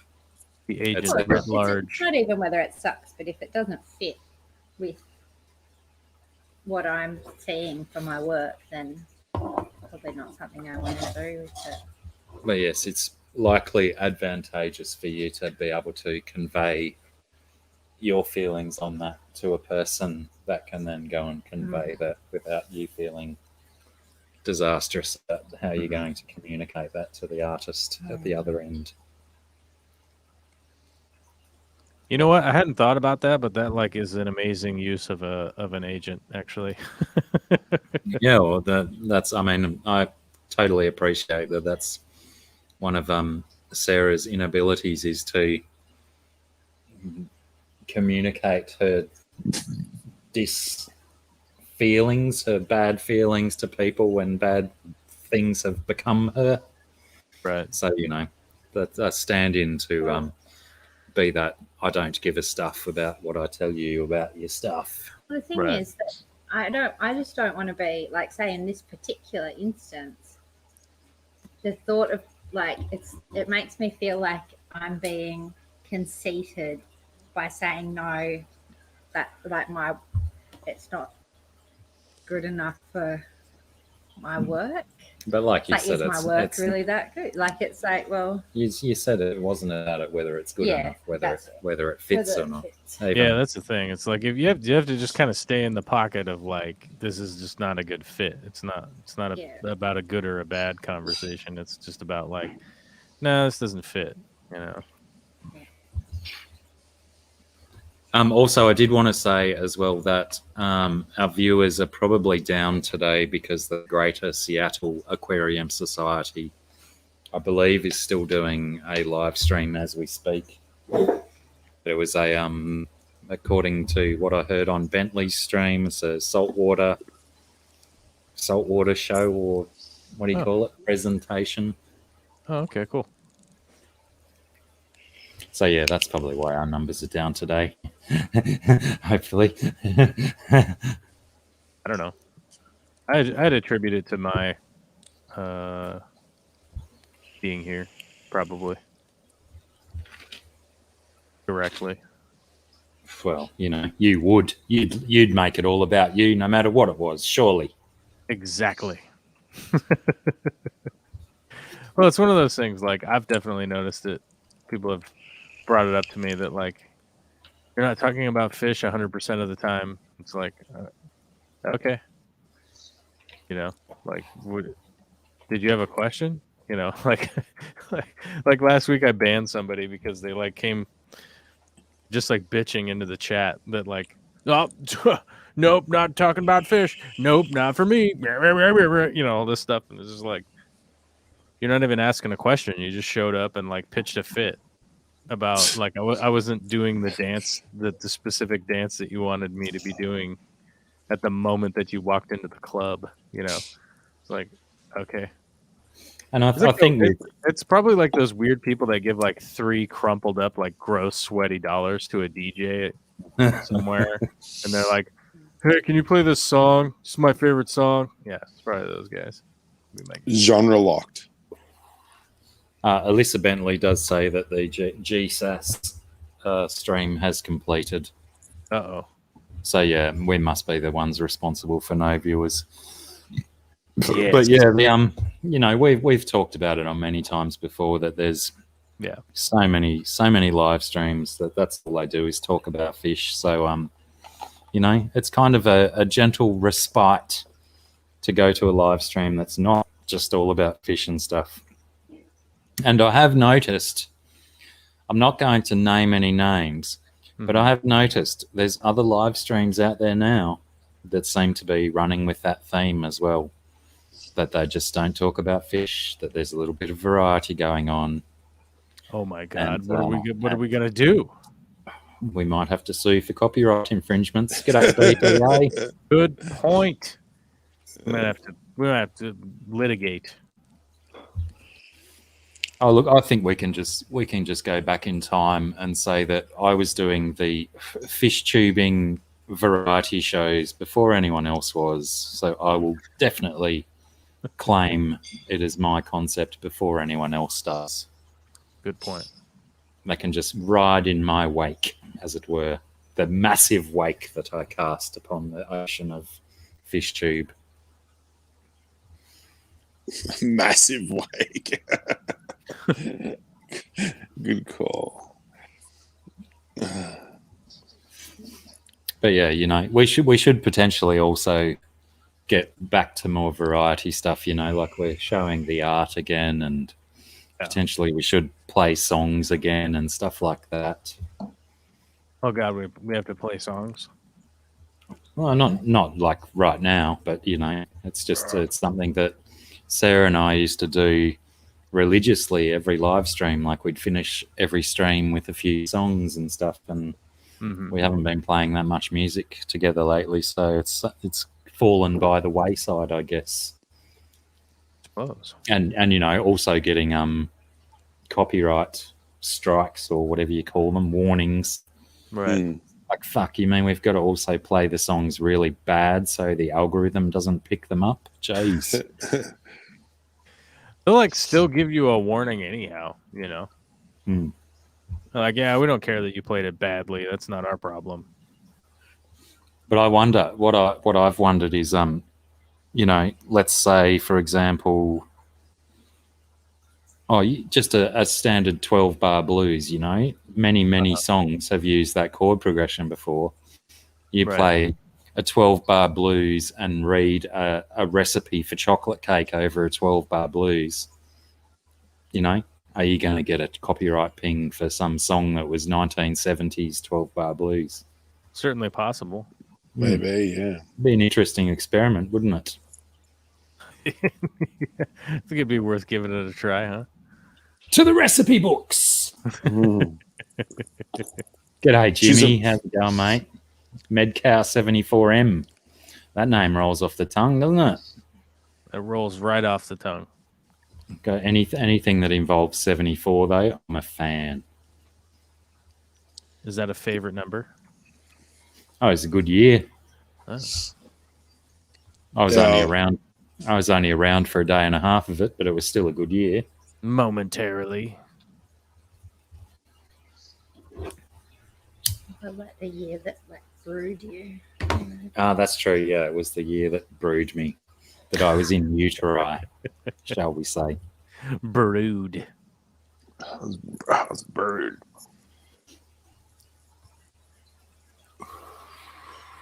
When is Dune coming out? Does anybody know when Dune is coming out? I do not offhand. Man, You say Dune. Dune. Not to be confused with Caleb Doom. Yeah, Doom or Goon, the ice hockey movie. That was pretty cool too. that But actually yeah, was that surprisingly was a good movie. Yeah. It was I was so shocked. I was like, oh, I'm gonna watch this piece of crap, you know. And I was actually shocked. Like, man, this actually was a good movie. Like, what the hell? It was a really interesting turnaround for Sean William Scott, wasn't it? Because we just all expected silly comedy from him, but it was actually it was silly comedy though too. It had both. Well, there was certainly bits of silly comedy, but I found it more of a drama than a comedy. Yeah, almost. It definitely, you know, it followed it followed the storyline. You know what I mean? Like it had a story. It followed along and had a beginning, a middle, and a conclusion. You know, like had all the jammies that you want in there. Yeah. And honestly, I was surprised. I thought it was just going to be like a fart and poop movie, you know, joke movie. Yeah, that's what I mean. It was a really interesting turnaround for that dude. And I don't know that it was a turnaround. Like he's been an actor for a really long time, so that was the thing that threw me off. As I was like, I don't know if it's a turnaround. I think he's always been an actor. I don't know if people are giving him a shot though. You know. Yeah, sure, he was an actor, but it was to me it was a real different style of film for that guy. Yeah. But yeah, granted, I potentially haven't seen all of his work, so I don't know what his full gamut is. I think there's a sequel too. It's pretty good. Is there a sequel? Yeah. What was initially too? I was just drawn in by the title of the movie being Goon. I didn't know what a goon was at the time, apart from a box of wine. What's the original movie about ice hockey that went really well? With the three brothers. Do you know what the Mighty Ducks? Was it? No, that was the kiddie version. There's some old movie that was like R-rated and gosh, I can't remember the name of it right now, but I used to watch it all the time. You know what I'm talking about? Yeah, I do. Yeah. I saw a documentary about that where the guy who directed or wrote it and how some famous actor, I think it was anyway, came to his house and he was like, what are you up to? And is beer in the fridge? I'm just gonna have a shower. And yeah, hilarious. Mm-hmm.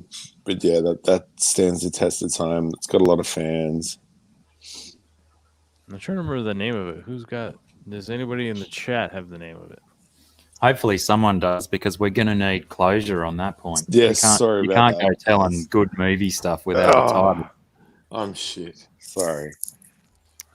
Yeah, hold on. I'll look it up.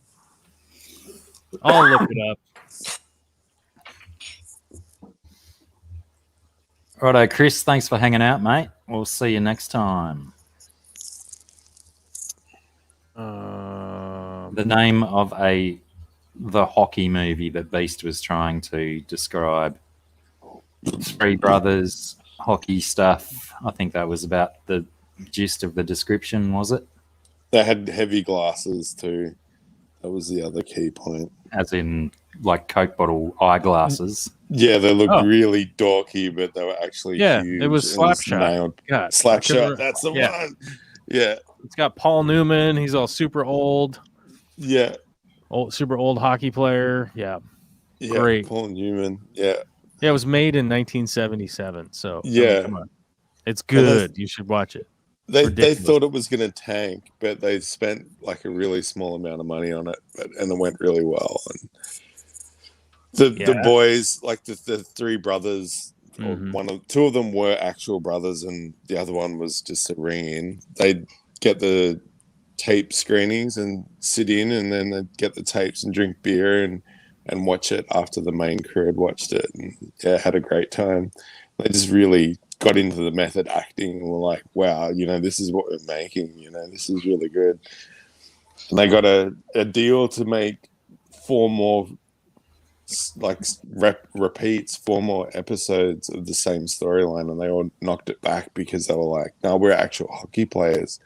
We want to go back and do a hockey career. We don't want to fuck around with movies. But looking back on it now, they're like, fuck, we missed it. Oops. Gone for it. Looks like Beast may have said one fuck too many and YouTube kicked him. He got booted. What happened? I don't know. He just vanished from my screen too. Here he comes back. Too many F-bombs. Okay, he's back. He's suffering with similar internet to me, perhaps. Oh, my phone just booted me. I don't know why. Just shut down the browser. Just out there pushing buttons and then being like, I don't know why. I do that so often with StreamYard on the mobile. Just accidentally push the back button on the phone itself instead of the back button on the screen. StreamYard doesn't like that on the mobile. The Polish brothers, was it? Or the Polish brothers? Medcow is saying. Yeah, they look pretty. They're white. White as fuck.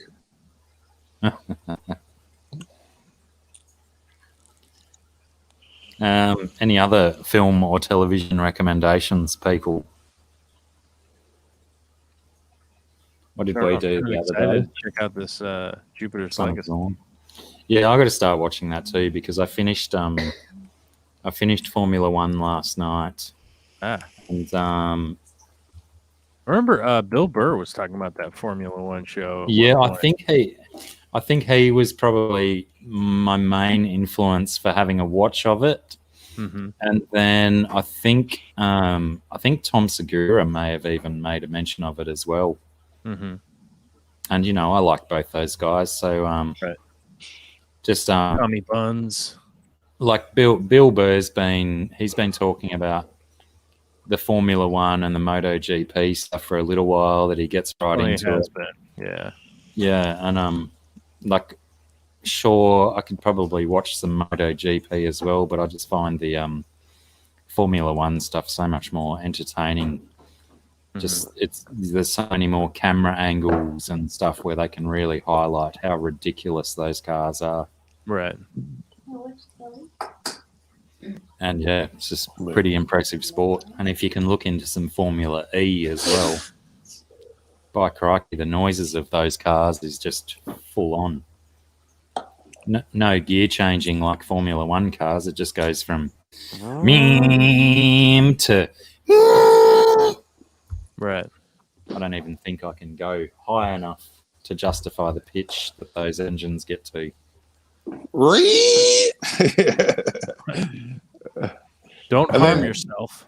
Yeah, during COVID at the RSL, they had footage of people playing video games against each other.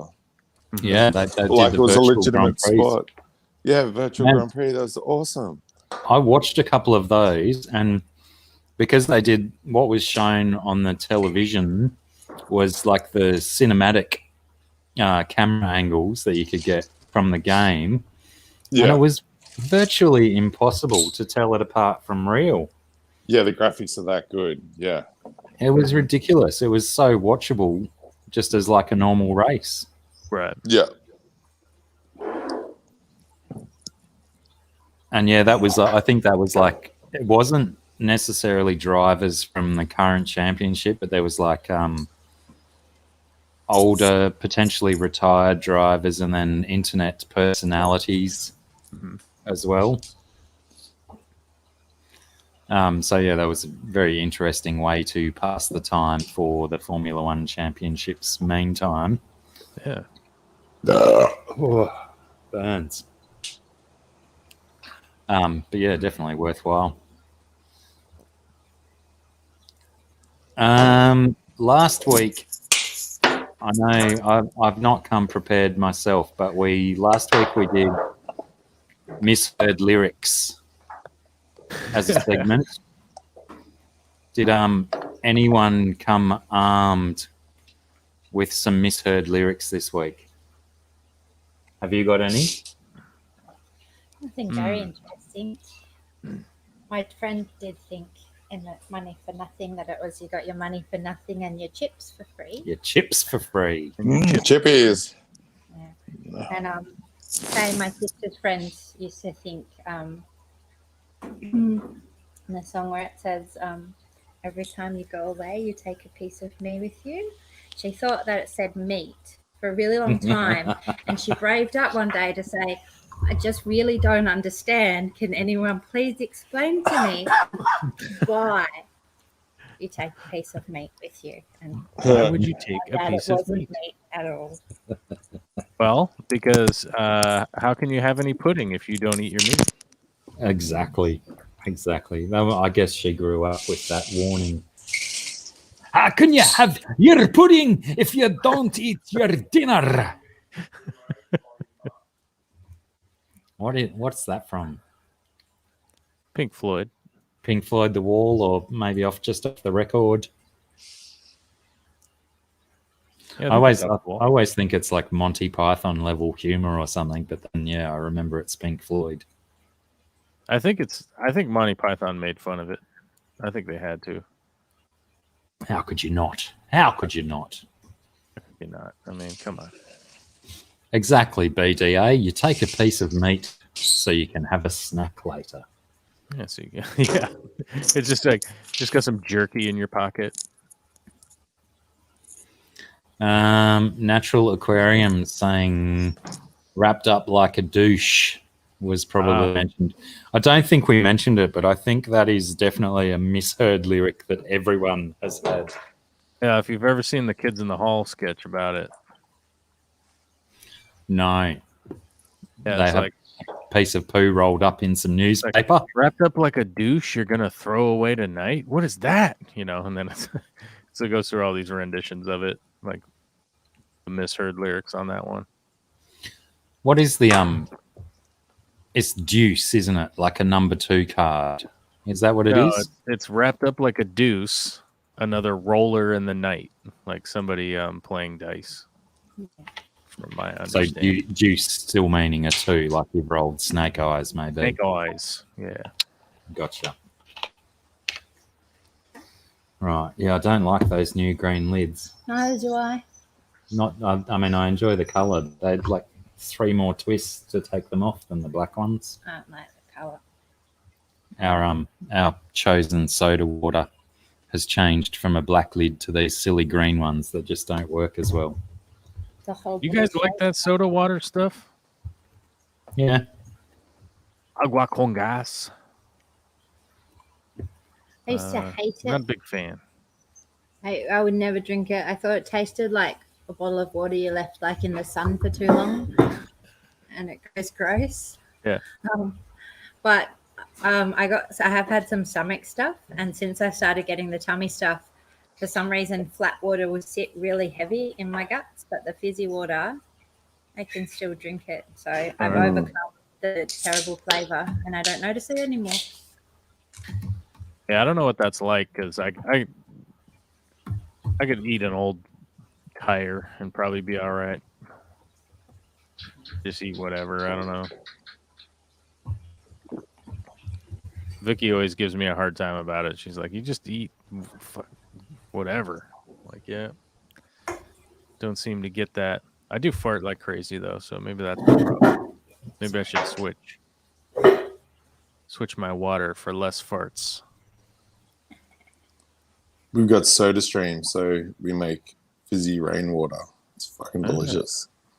You guys like that fizzy water. I don't really like carbonated stuff all that much. Not a big fan. Yeah, it'll do. It's good enough. It goes well with the wild turkey. I still taste my turkey. Freshly smoked wild turkey. Wild, mate. What was the I had another misheard lyric that I was just thinking of, but now it's disappeared from my mind again. Hmm. Yeah, I've certainly used soda water as CO2 for my plants. Right. Poured a whole bottle of soda water in there, but I think that's it gets fairly diluted quite rapidly. Mm. Oh, that's it. The Inagata de Vida Mm. in the Garden of Eden. They wanted to do in the Garden of Eden, but because of religious factors, they decided to change it to Inagata de Vida to get around that, because they knew they'd get red flag, like the equivalent of a content ban of YouTube, but the censors wouldn't allow it to be played for its religious content. I thought he was just a mumbling buffoon. Yeah, that's what I put it down to as well. Yeah. It was a Jethro Tull song, wasn't it? No, Was it it's Jethro Tull? some group of weirdos. It's pretty hilarious. But yeah, I'm sure that whoever sang it had other ones as well that were mumbled. And GRB brings up a very, very valid point that anything sung by James Rain is a misheard lyric. I'm not sure how much James Rain Americans or English people have heard, but he's an Australian. Well, now he's a TV presenter, isn't he? He's not even a musician anymore. I'm sure he still plays.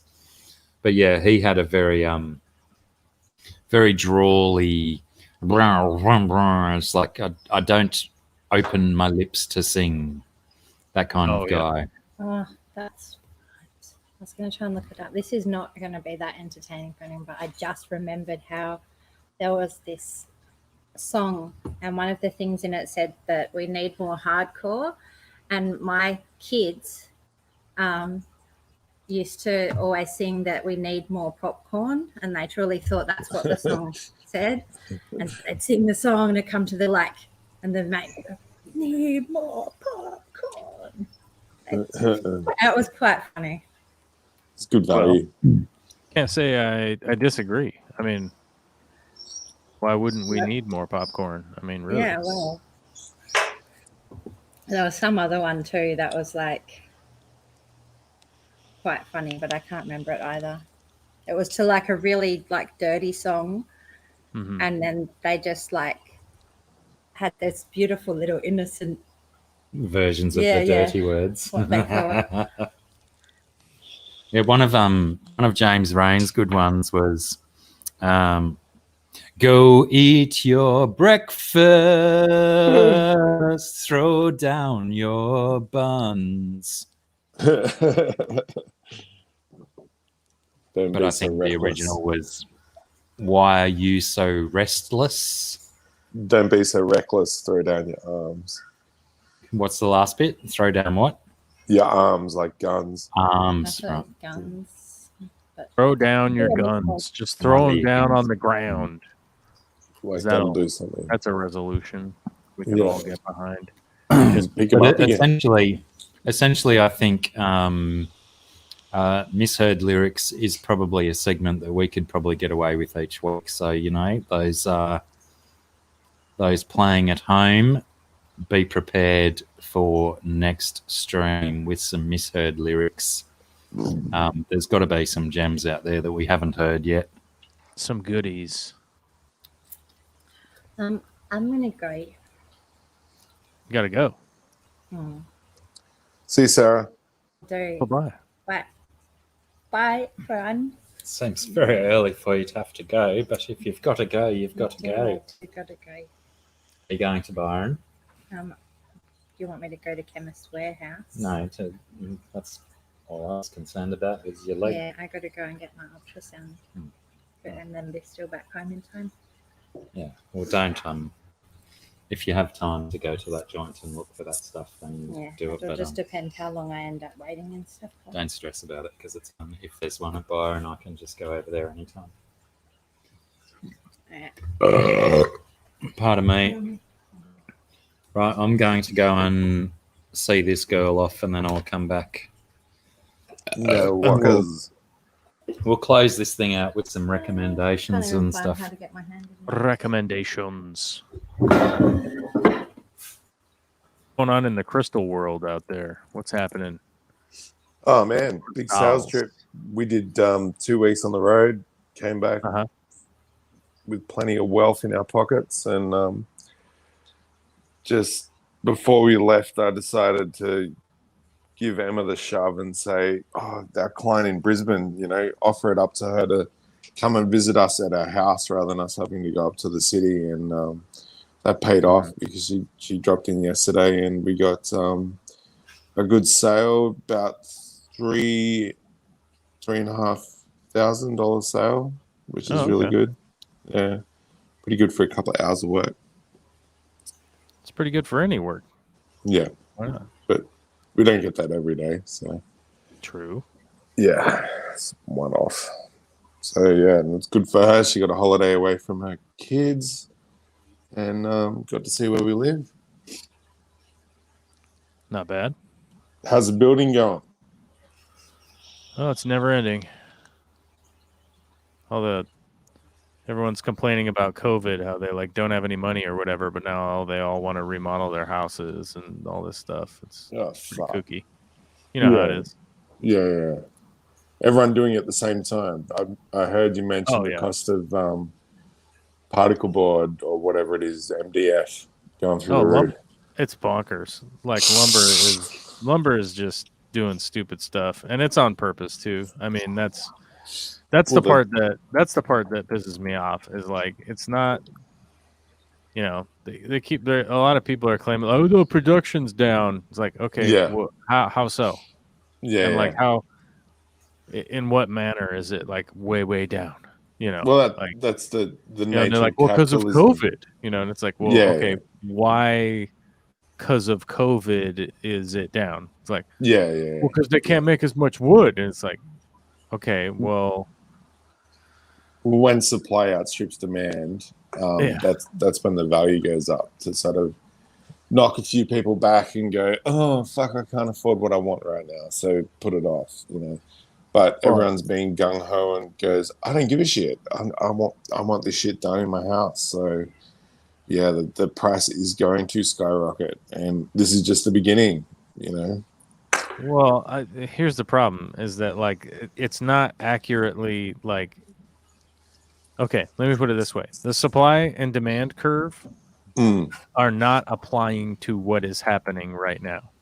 Mm-hmm. So to claim that this is just strictly because of capitalism, it's like, no, it's because a tiny group of people are controlling the market space for the supply and demand, right? Yeah. It doesn't have anything to do with the strict supply and demand. Oh, there's just no wood, guys. Sorry. Of course there's wood. Of course the same amount is there as was before. They're not, they're not cutting less timber or whatever, they're literally just holding back and withholding what they would have normally delivered, right? In order to create a false scarcity, and they can do that because it's like, oh, because guys, COVID, how many people are actively actually logging? How many people are actively processing the lumber that you guys are logging? What's going on here? Are all those people are all gone? If they are gone, where did they go? It's like, well, they got sick with COVID. Well, they can't work because of COVID. And it's like, do they all have COVID all the time forever now? Is that what's happening? Yeah, it won't go down. It makes no sense. Oh, they can't do logging because, because of COVID, we got to stay socially distanced or whatever. And it's like, okay, but there's four guys on 100 acres logging from separate machines. Well, what are you talking about? Are they not socially distanced while they're in their own excavators? The price of paper, for instance, has gone through the roof too. Right. I occasionally splurge on some Magic the Gathering cards to see what comes up, and I was shocked they had this new collector's edition booster pack that only had 11 cards in it, and they wanted 42 Australian dollars for it, and I was like, what the fuck? Right. And I did it. I bit the bullet and got some cool cards, and I was quite happy with my purchase. But yeah, the whale hunting that's going on right now is pretty extreme in marketing. When you put the price up and stuff to ridiculous levels, you know, that's what we call whale hunting, to try and land a whale, and it's working as a business strategy for a lot of people. Right. So the problem is that like lumber is super high right now because in the States, construction goes crazy during the summertime, right? Mm-hmm. There's a lot of places in the United States that you can build, sure, but you can't build at the pace that you can during the summer months. Yeah. Australia doesn't really have that same kind of thing that we do here. It doesn't snow in Australia, okay? So, like, not much, yeah. You know, construction might get slowed down like a little bit or something at certain times of the year. Obviously, like if it's raining and blah, blah, blah, and that kind of stuff. But it's raining here. You know, it's snowing. There's a whole bunch of crazy cold and things like that. So a lot of projects put off for the summer months, right? Let me just take a second to correct you that Australia has more annual snowfall than Switzerland. Yes. Even though Switzerland's this big and Australia's this big. Yeah, yeah. You know. Right, keep going. What do you trying to say? Like Australia has more snow than Switzerland? Yeah, it's the size factor. It's spread out over a larger surface area. So how much snow do you guys get a year? More than Switzerland. We've got a couple of hills that are tall enough to get a little bit, but yeah. If you're talking comparative to the United States and America, we get no snow at all. But anyway, sorry, I interrupted your story. Keep going on your story. I'm looking this up. Australian Alps, or snowy mountains as they are known, receive more snow than Switzerland. Okay. Oh! How weird is it that my current pack of tally-ho papers actually is right? So it snows in Australia. Not only does it snow, but they actually get more snow than Switzerland does in an average year. The answer is that the mountains in Australia are located near the coast, while Switzerland is landlocked country. Okay, that's why, because it's right by the coast, and then it all melts. For whatever. Yeah, we have a very, very brief snow season. Right. But so you get like a bunch of wet snow, and then it goes away. Yeah, I think it's very rare that we get a good corn flaky season. I think that's the term, isn't it? Well, I mean, like I can walk out my front door and I can point that direction and see a glacier. So, I mean, you know, let's calm down here for a second. Your backyard probably gets more snow than Switzerland each year. Right, but I think does Switzerland just have like snow in perpetuity? Like it's just always has snow? No, I think Switzerland has quite an enjoyable summer, but once their winter rolls around, it's like a fair bit of darkness and lots of snow. Right. So it's like the thing with Antarctica, like the snow never melts, basically. Possibly. Yeah. So it's like they might only get like 15 inches of snow, but then it just doesn't go away for it's always there. 9 months. Yeah. Whereas Australian ski slopes are grass for most of the year. So it's an interesting, like, weird thing. Okay, that makes sense. It's a fun bar. It's like a pub crawl question, you know? Yeah. One of those silly little pointillisms that everyone needs to have in the back of their mind. That's and thank goodness for cigarette papers. Otherwise, I would not have known that fact myself. Congratulations. Yeah, I'm old school, Tropico. I still do it old school. Okay. So what I was talking about is that so in the United States, a lot of construction projects are scheduled for the months of the summer, right? And the reason for that is that you're not going to have all these work shutdowns and ground problems from stuff getting frozen. You can put down concrete onto frozen ground, but it takes a whole lot of specialty dealing with it to make sure that it cures properly.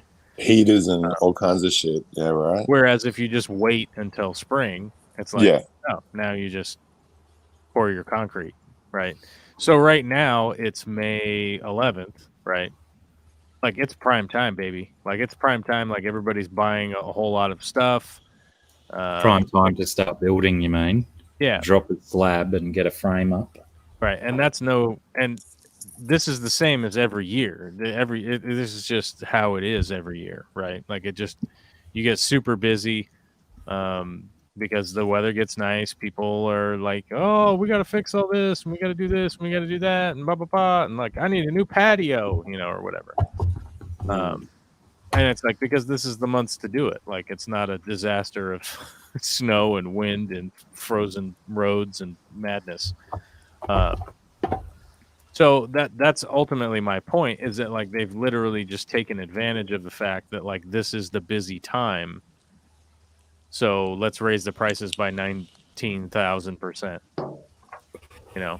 So that's the thing, is that like, sure, a part of it is the supply and demand, that like, okay, it's harder to get stuff from Canada, because it's harder to get across the border right now or whatever. But they're gouging.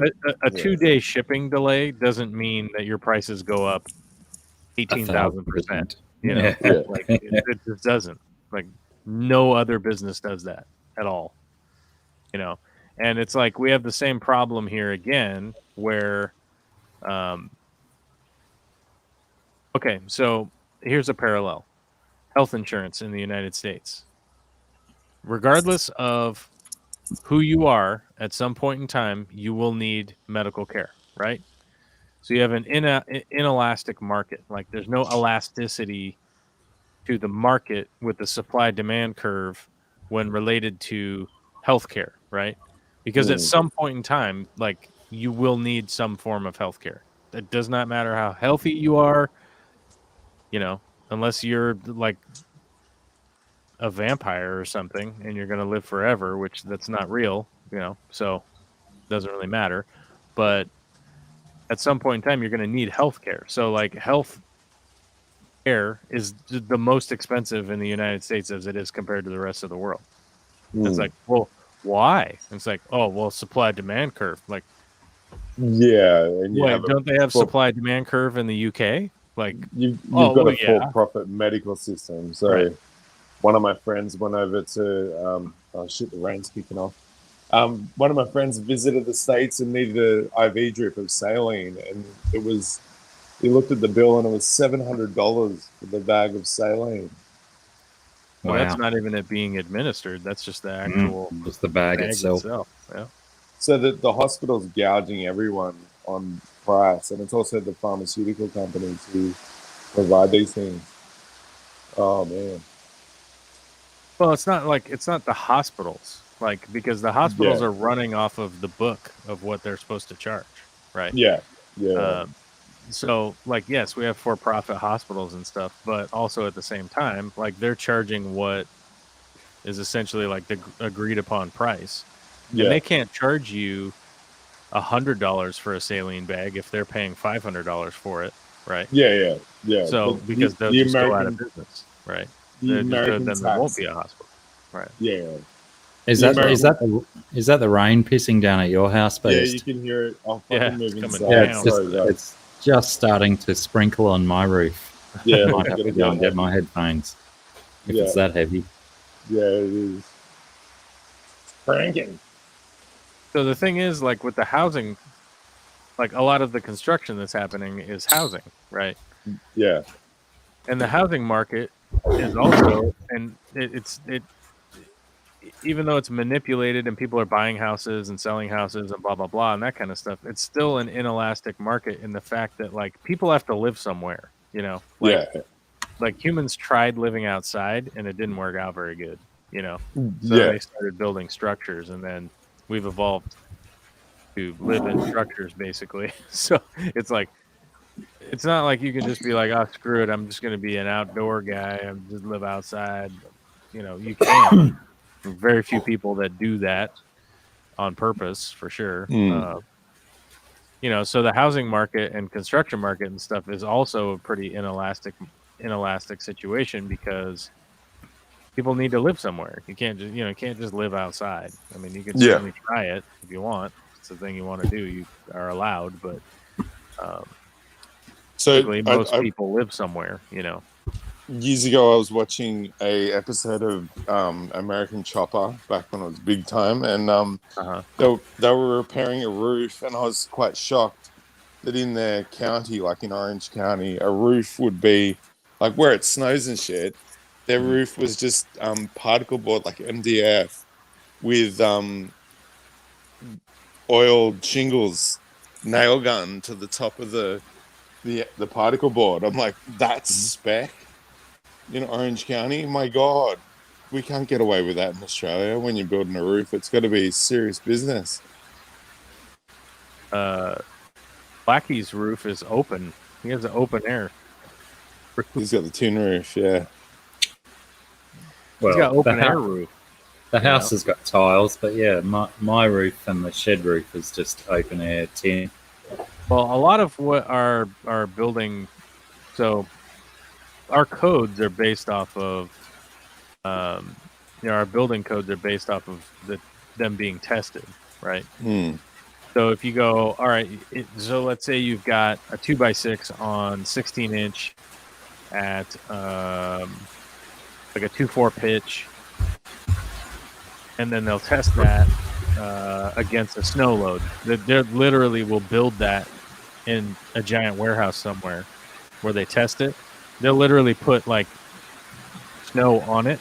They just man-made create snow onto the roof until the roof collapses, and then go and measure it and go like, oh, well, snow load for this is 5 feet or 12 feet or whatever. And then so the building code will be that depending on the area that you're in, right? So it might not be 100% effective for the area, but you can look at the almanac and go like, okay, this place on average gets, 18 inches of snow per year, and it's normally over like 4 different events. So that's typically not, it's not requiring to build a permanent structure for forever,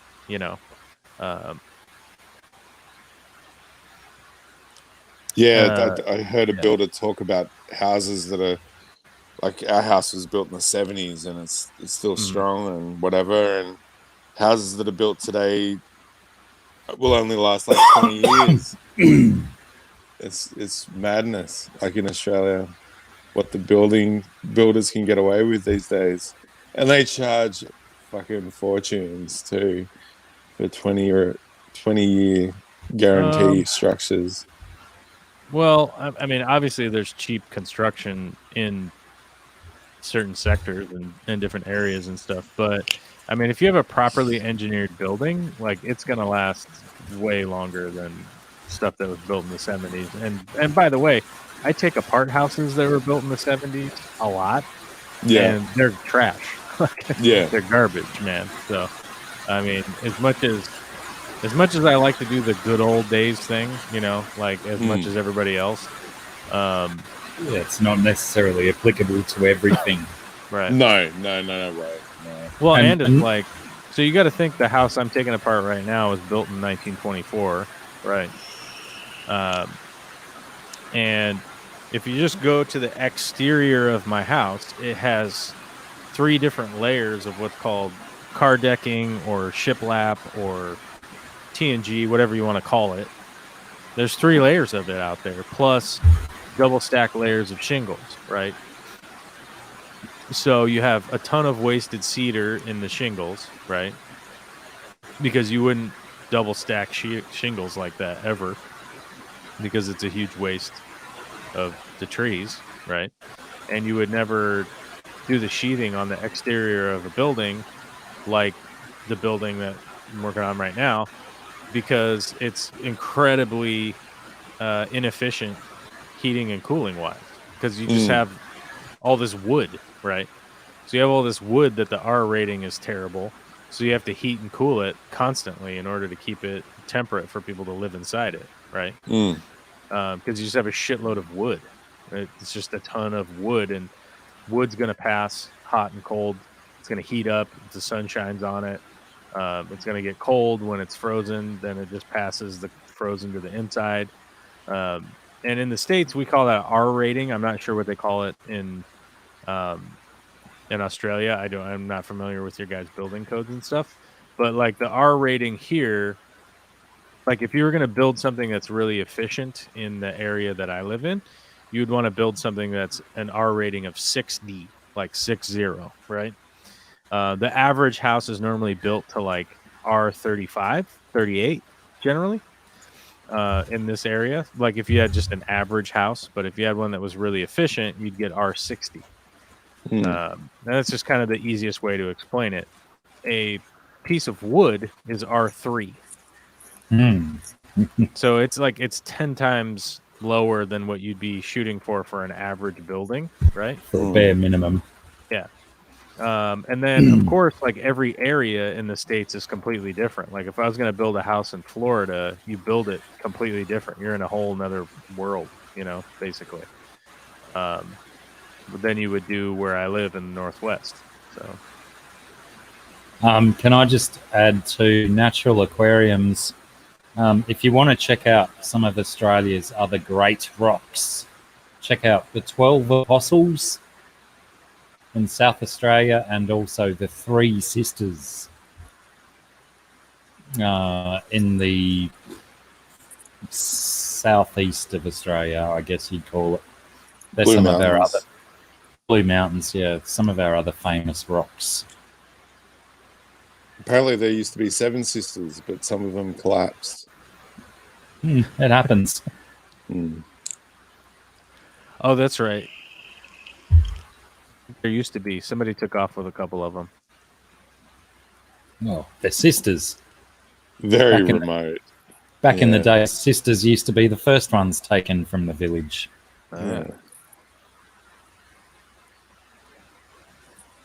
Yeah, so like, depending on what part of the country, and you're going to definitely be building stuff like way differently.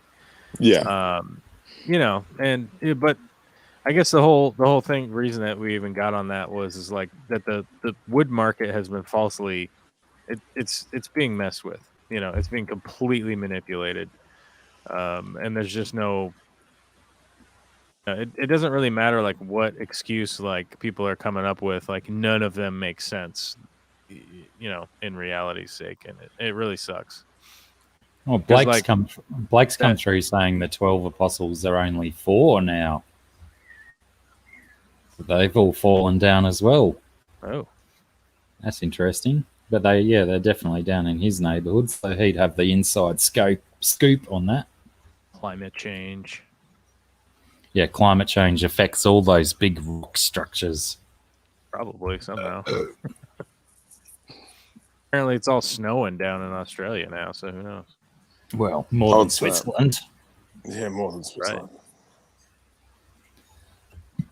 Right. Fish Tropic, you need to watch Invincible, but there's a fantastic treehouse in Invincible. Oh, Invincible is great so far. I mean, I'm sad. So good. It seems to only be 8 episodes, though. I didn't realize I was watching the season finale. Yeah, I think I still have to do the last one. I'm not 100% sure on that, but I feel that I haven't watched Invincible for a week, so I think I've got one. I hate it when I accidentally watch the season finale and then I'm waiting next week. Like, hey man, where's the next episode? Aww. Oh, I did that with what was it called? Hellstrom.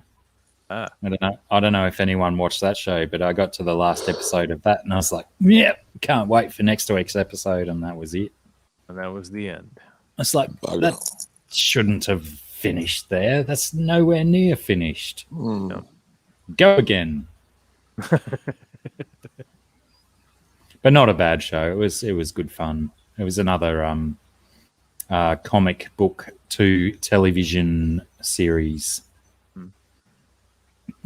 Fish Tropic Beast did bring up Jupiter's bloody Legacy. Legacy. Thank you. Legacy. Yeah. Both Joel and myself haven't started watching it yet, but it's definitely on our to watch list. I've got it pulled up on my. I don't know how many computer monitors I have in here. Monitor 19, it's pulled up. I'm just kidding. It's not that many. It's monitor 18. Let's be real. They actually show off Jupiter in the final episode. So without too much of a spoiler, Jupiter has a part to play at the fucking prick tease of an end. But anyway, I think the only spoiler that I took away from that is that we're not going to see Jupiter for the first 7 episodes. That's right. Yeah, you won't see the answer. Spoiler alert. Yeah. Sorry. You're not going to see Jupiter right after. Yeah.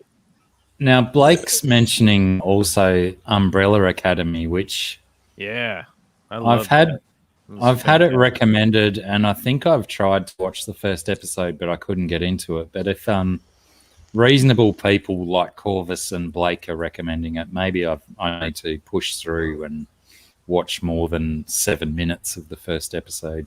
I didn't want to like it, but I definitely did. Mm-hmm. I was in I don't want to like this, and then I did. I think that was me with The Expanse. Like the first time time I tried to watch it, it was like, it's just such a drag to try and enjoy this. And then this time around, when I've tried to watch it, I was like super into it. And, I'm now 3 and a bit seasons in.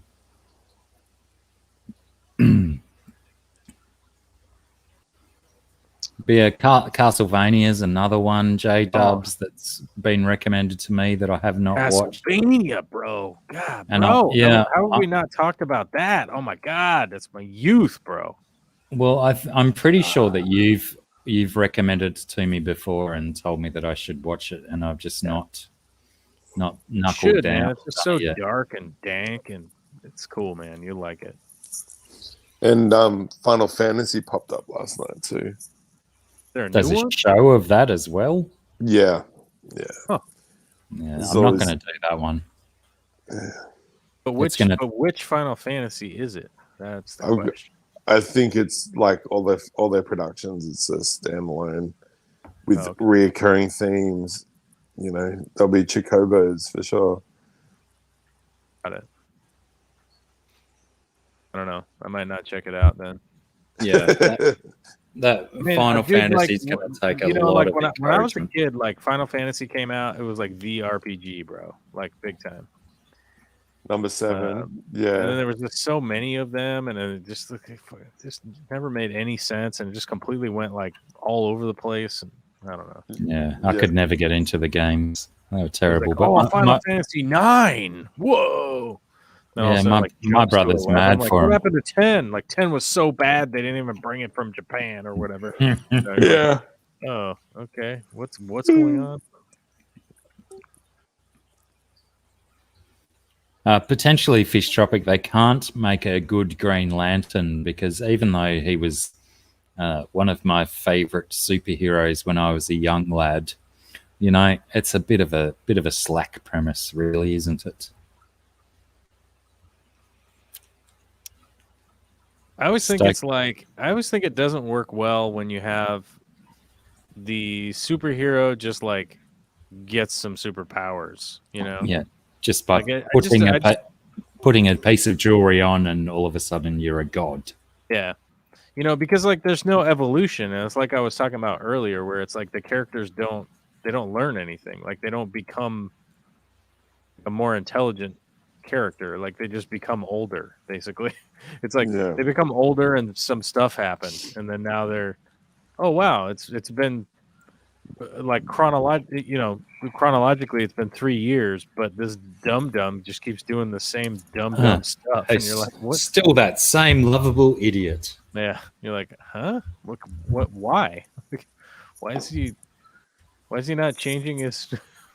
Why is he not working on doing better? Like, why is he not trying to do better? It's just that's literally like what pretty much every person on planet Earth is trying to do. It's like, what are you doing over there? Oh, I'm trying to learn this new thing or trying to get better at this thing or whatever. Like every person is like literally on a quest to like do better as themselves, right? But yeah, you watch a character that's just like he just keeps putting his finger right in the rat trap. Like, what is he doing? like oh, all his fingers back in the trap. Like, what? Why? What the fuck? You'll like Jupiter's Legacy then. Okay. It's got good progression and telling the origin story at the same time. You know, they got the A track and the B track is like the main story, and then the background story, and they do cool transitions between the two. But it's a bit of a slow burn. You know, you got to watch the whole season to get the full story. So, like, if you have a live action superhero show, it has to be the benchmark now is The Boys. Yeah, like it has to be as good as The Boys, or I'm out. Like, it's up there. Yeah. It's definitely up there, and the cast is just really good quality. It can be different. Yeah, it can be different, but it has to be that good. Like that's the new benchmark. That's the new benchmark of like Amazon made a show about superheroes and it's dope. You know, you're like, okay, that's the benchmark now. If Jeff Bezos based company can make a superhero movie, then whoever else is making one can make one too. Yeah, I did have a friend of mine did suggest that Jupiter's Legacy was similar to The Boys in its production values and stuff, but nowhere near as brutal or sex filled. That's right. Yeah. Like I said, it doesn't have to be the same. Like it doesn't have to be brutal and sex filled in order to be good. It can be totally different, but it has to be like on that level of like, yeah. And by the sounds of it, that's what they've done. Like, I don't know one of the specific characters, but it's like I care what happens to Steve. You know, like what is going to happen to Steve next? You know, Yeah. Steve marries Pete. Oh, and they live happily ever after in Oregon. In Oregon, they just open a bed and breakfast in Oregon and hang out there. That's it. That's the story. Oh, don't stereotype the homosexuals, please. That's I'm stereotyping Oregon. All right. I thought you were stereotyping those cashing in on the Airbnb. Yeah, that too. That also. Oh yeah, so like speaking of the housing market earlier, and then the Airbnb thing, like a lot of the townships are starting to outlaw Airbnbs because it's just ruining the town. Yeah, you get all these blow-ins coming in and fucking up the place over a weekend. No, that's not it. The biggest part is that like it's completely smashing the housing market and then the rentals and stuff. Yeah, the rentals go away, so people that are just traditional, like maybe you're a seasonal worker, maybe you're, I don't know, maybe you're just somebody who works at Burger King or whatever. Like there's nowhere for you to rent now because everything's being rented out for $150 a night. Yeah, they can't afford it.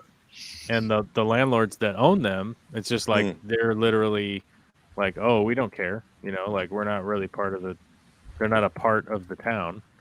I did and on top of it, it's causing the housing prices, if you're a buyer, to just skyrocket through the roof. Because everything is an investment property now. Yeah, I saw it. So you're like, well, maybe I would have only spent $200,000 on a house, but I could spend $400 because I'm just going to rent it out as an Airbnb. You know, it's like it just inflates the area, and they just can't build houses fast enough. And then now the wood companies are charging, you know, 20,000% markup on the wood, so you can't even build anything. Yeah, you can't even start. Yeah, I saw a thing popped up on my news feed this morning about large multinational corporations buying up lots of real estate in our country for the sole purpose of Airbnb-ing it. Oh. And yeah, I totally agree that it's really, really fucking up the rental market and stuff. Oh, very few townships are getting wise to it and going like, we have to outlaw this. We have to figure out how to outlaw it because You know, it's not like you can tell people like, well, you can't rent your house out, you know, but it's like, well, then we have to figure out like what they can do to mitigate it, because it's just going to damage the community. And if it's somewhere where you live, and you know, there's a lot of people in America that are like, well, if you don't like it, just move, you know, and it's like, well, come on, man. Like, it's not. It's such an easy cop out, that one, isn't it? And people use it. I mean, for it's everything. like the reason why it's a cop out is because you can just say something, you know, like, why don't you just not be sick? Well, yeah, okay, I understand that you just said words, but it, you know, it doesn't do anything to remedy this problem, you know. It's probably not such a difficult thing for local councils and whatnot to, you know, install a law or something saying that temporary rentals can only be 6-month minimum lease or something like that instead of 1 week or 2 week rentals. Yeah, there's some stuff that they can do, but you know, it's also enforcement. Like, how are you going to enforce it, and how do you enforce it, and that kind of stuff, you know. Or just single rooms rather than whole houses. Let the renters cash in on the Airbnb rather than landlords, you know. Well, it would still cause the same like market problems and everything, you know. Yeah. I'm just going to go and wrestle another crocodile. I'll be back. You know, the thing is, like, you know, I was all for like Airbnbs when it came out, and I still think there's a place for it. But they have to figure out how to mitigate it to a point where it's not like destroying communities that, you know, are pretty reliant on the people living there in order to keep the place going, you know. Yeah. Because it's like I said, like, the people that lose out aren't the rich people. Like, rich people don't care, you know, they don't care about anything. No. But it's just the average worker person is the one that ends up losing out on it, you know. Yeah. Yeah, but I think good luck trying to stop it in affluent tourist-based towns. Yeah, it's not going to happen. Oh yeah, well, it is happening. So yeah, it's happening. It's just real slow, and we'll see how it goes. But you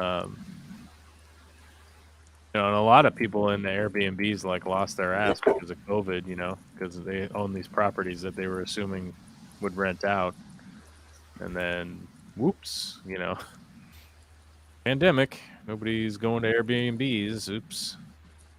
Oh, in Australia, it's huge. There's a lot of fucking Airbnbs. Well, especially in our neighbourhood. Oh, yeah.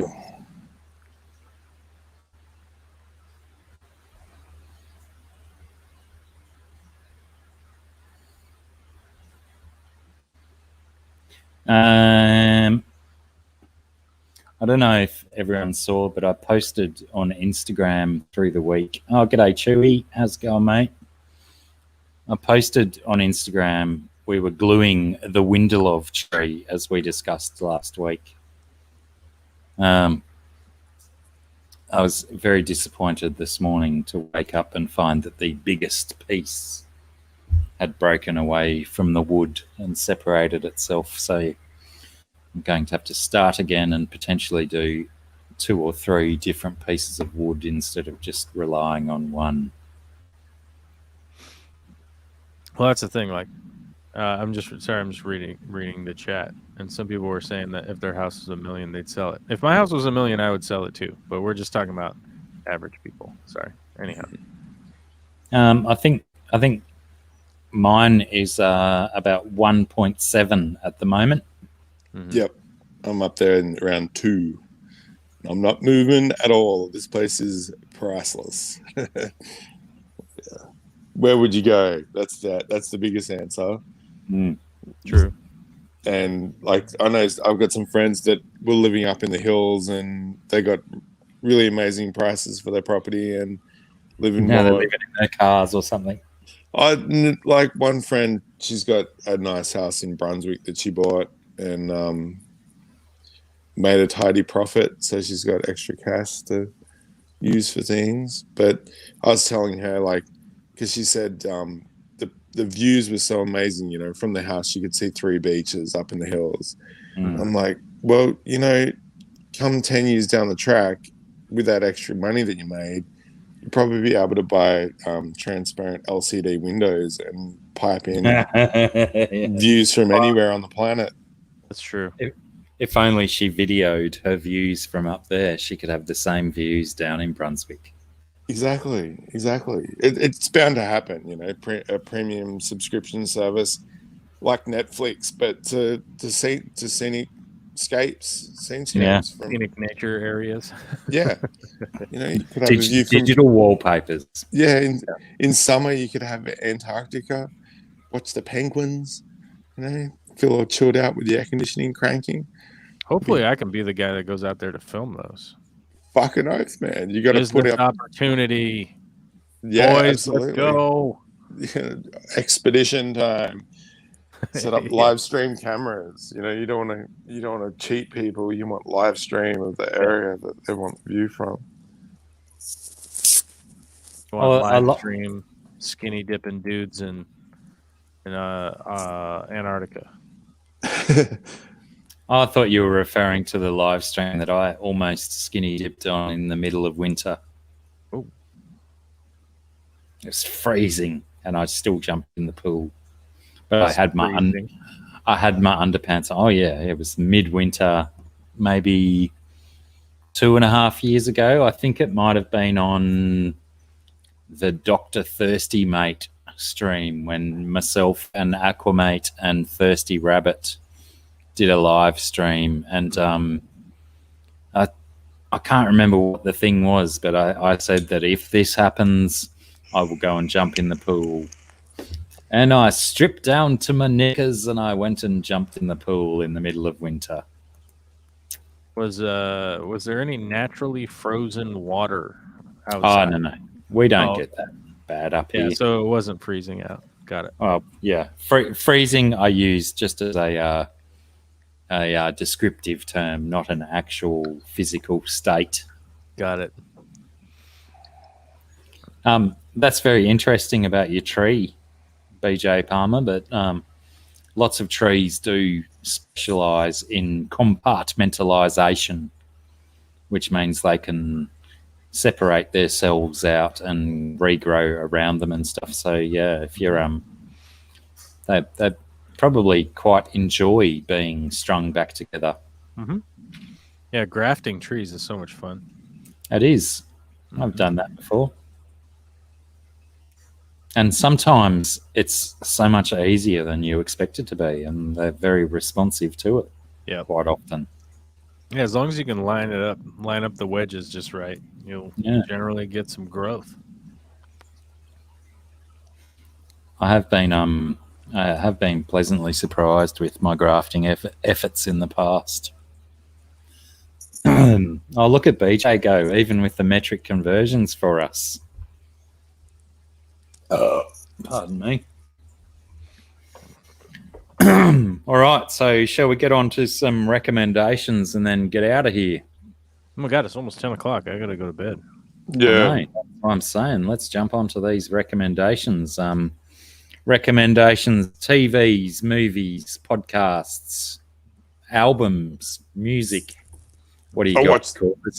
Okay, let's go with Beast. All right, you're right. I watched Synchronic, which is a movie about some drug that warps time and how young people with fleshy pineal glands rather than calcified pineal glands don't actually just see the past, but they actually travel to the past. Very trippy concept, and it was well executed. Synchronic is the go. Synchronic. SYNCHRONIC? Yep, that's the one. Yep. Sounds good. Where does that appear on our televisuals? I got it on a rental from Foxtel. So if you've still got DVD shops, they'll have it for hire, or you can use your favorite premium streaming service like Amazon or whatever, but you're going to be paying for it to watch it. So. Oh, Fish Tropic has a good one. True Blood. I haven't thought of that in a long time. They're remaking it, or is it the old one? I mean, just go watch the old one. That's probably a good. Yeah. There's probably like a million things that happened in that show that I forgot about. Yeah, the the first three, maybe four. I don't want to jump onto the fourth one without knowing it, but the first 3 seasons of True Blood were fantastic television. Yeah, agreed. It was very good, and then it certainly did die in the arse. Oh, and as a footnote as well, Ryan Quanten, who was Sookie's brother in that TV show, he turned up in Them, that supernatural racist-y show. And he looked completely different. He looked like emaciated and old and stuff compared to how he looked in True Blood or Home and Away. But yeah, if you want to see an Australian actor doing an American accent, that's pretty much what Australian actors are famous for. Check out Them, fantastic TV show with Ryan Quanten in it. That wasn't necessarily a recommendation, but I recommend Them. Corvus, you got anything to recommend? We pretty much talked about all the stuff. Recap? The Bad Batch. Got to check that out. Then we Jupiter's Legacy. If you haven't seen The Boys, you got to catch up on The Boys. Invincible. That is important. You should definitely watch that. If you're a nerd like us, you should definitely watch that show and get hip to it, because there's probably going to be a season 2, I would think. And essentially, it is something that we'd like to be able to talk about more on the show without people being completely unaware of its existence. Yeah, quite good. And I was at a comic store on my last trip, and I discovered that The Boys has like 7 volumes, and then some spin-offs. So there's a lot of material to work through. There's a lot of material. There's a lot of material for them to work with, which is always good. And Seth Rogen is kind of the mystery voice actor in that one. He's really diving into his superhero stuff, isn't he? Because he had a large part to play in The Boys with a little bit of money behind it and appearing in it. And now he's involved in Invincible. And I heard rumors that he's got something else coming as well. Oh, really? I got to admit, like, if I was in that guy's position, that's basically what I'd be doing, dude. I mean, what else are you going to spend all that fucking movie money on? You can't snort that much coke. You just can't. And I think he only smokes weed. So yeah, well, I was trying for a more modern reference, you know. Well, it's like I think he only smokes weed, and weed's super cheap. So you know, it's like, where's all that money gonna go? It's gotta go somewhere. He's definitely got some shit to spend. Oh, that's right. The Dragon Reborn is coming at some point in time. What's that? The Wheel of Time series should be coming out. I mean, it's Game of Thrones prequel, right? No, it is not Game of Thrones. This other book series that you guys have been banging on about for weeks, isn't it? Oh, yeah. I think my wife's read that. Yeah. It's the Wheel of Time series by Robert Jordan. Let me just check. So that would actually be if they do a good job, it would be a really good series, because the material there is incredibly detailed. Far more detailed than Lord of the Rings, that's for sure. Wow, yeah, is that even possible?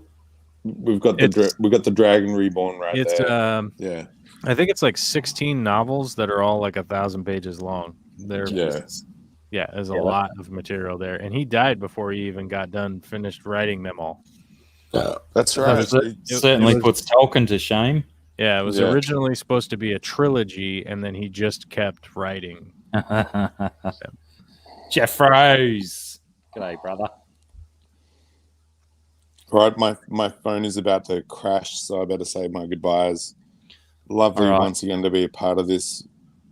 We got all your recommendations, didn't we? Yeah, you milked me. I'm done. Milked you for your recommendations. Fully. Cool, guys. All right, dude. Thanks for hanging out.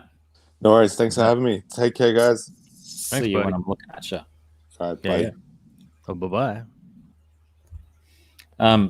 Well, I guess essentially you probably covered all of my recommendations, except for Formula One. Oh, yeah, that was good. Drive to Survive. I recommend that even if you're not a Formula One fan, like I went into it not being a Formula One fan and superbly enjoyed it. And now here I am watching Formula One races like I know everything. It's great. Another little one. I know most people know that I like to listen to podcasts. So I'm going to buck the trend today and recommend a podcast. It's only a little one. It's only 18 or let's say 15 to 20 minutes a week.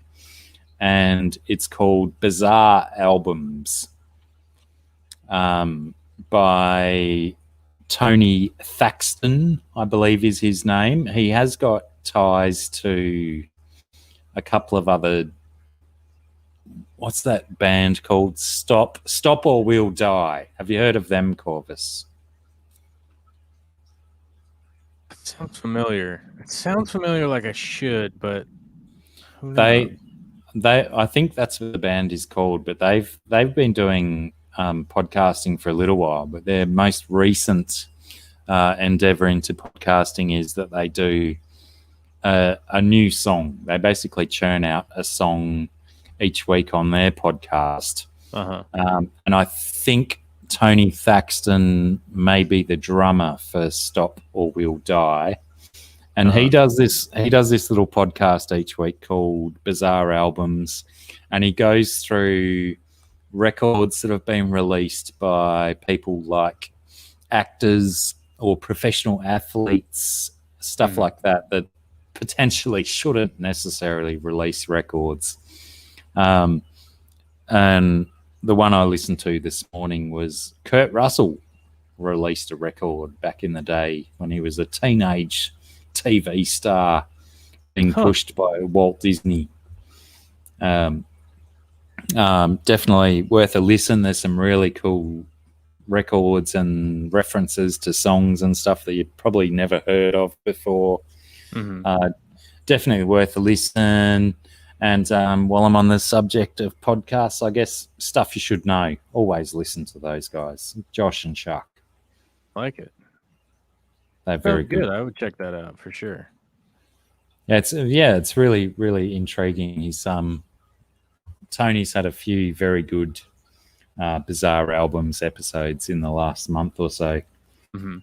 Always good. What kind of music does Kurt Russell play?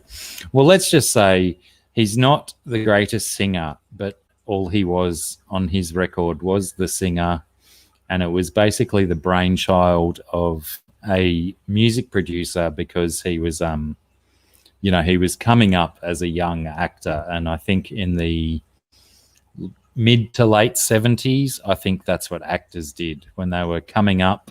Right. You put a record out and why not? And make a name for yourself that way. I think that's how it came about. But, there's a Hulk Hogan episode in there. There's all these other ones that are just like, you go, huh?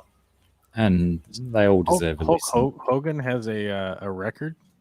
I'm fairly certain it was Hulk Hogan. Wow. I think there's actually a couple of... I wouldn't be surprised. The 80s were crazy and people were... Yeah, anyone could do a record in the 80s. Yeah. Yeah, I think there was a couple of wrestlers, I think, that put out records that I think Tony's highlighted. Bizarre Albums. Check it out. Very good. Nice. Very good and worth a listen. Yeah, just a listen. It's a podcast. And apart from that, what have I recommended? Bizarre Albums. I guess alternatively, I recommended Stop or We'll Die as well. And what was the other thing? The Formula One stuff. Yeah. Watch that. Oh, Aquamate's rolled in. Right up at the end. If your dad, I've got to go back and work on that. I used to do a cover of that song, Aquamate. I've probably played it for you before. It's a difficult song to sing, but it's right close to my heart. If your dad doesn't have a beard, you've got two mums, two beardless mums. It's a great song. It's a very good video as well. Look it up on YouTube. There's another recommendation from me. The Beards. If your dad From doesn't me have to you. Look it up, Google it, do whatever you've got to do to get that Beard song into your eyeballs and your earballs at the same times. Aquamate, have you got a... Aquamate generally has a premiere video coming up in the Wednesday afternoon, not long after my stream. I might get confirmation from him prior. Also, I was trying to confirm with Aqua Az if he wanted to pop up and promote his, but I think Aqua Az may have disappeared. Maybe. Have I got... Is GRB, if you're still here, can you please chuck up a link to Aquamate's channel if he's got a video coming out tonight, and also Aqua Az. I'm fairly certain that Aqua Az hasn't listed his video yet. Last time I spoke to him, he was still editing it. Mm-hmm. But if you can chuck a link to his channel at least in the chat. I mean, there's only 14 of us here. Yeah. Oh my God, I've got the hiccups, something shocking. But, you know, that might be 4 extra viewers for the lad. You never know. You never know, indeed. But yeah, the Aqua Az ones, Wednesday whoopsies, he's calling them, you know, fish tank incidents and stuff. And the couple of episodes that I've watched so far have been quite good. A couple of videos I've certainly experienced before, but I think one thing that fish keepers often relish in is other fish keepers' failures and stuff, and that's, you know, one of those things that keeps us going, isn't it?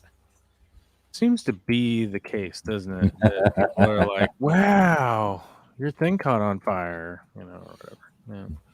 Yeah, that thing really, really ruined their lives, and that makes me feel so happy. Yeah. That's pretty much humans in general, though, isn't it? I guess, isn't it?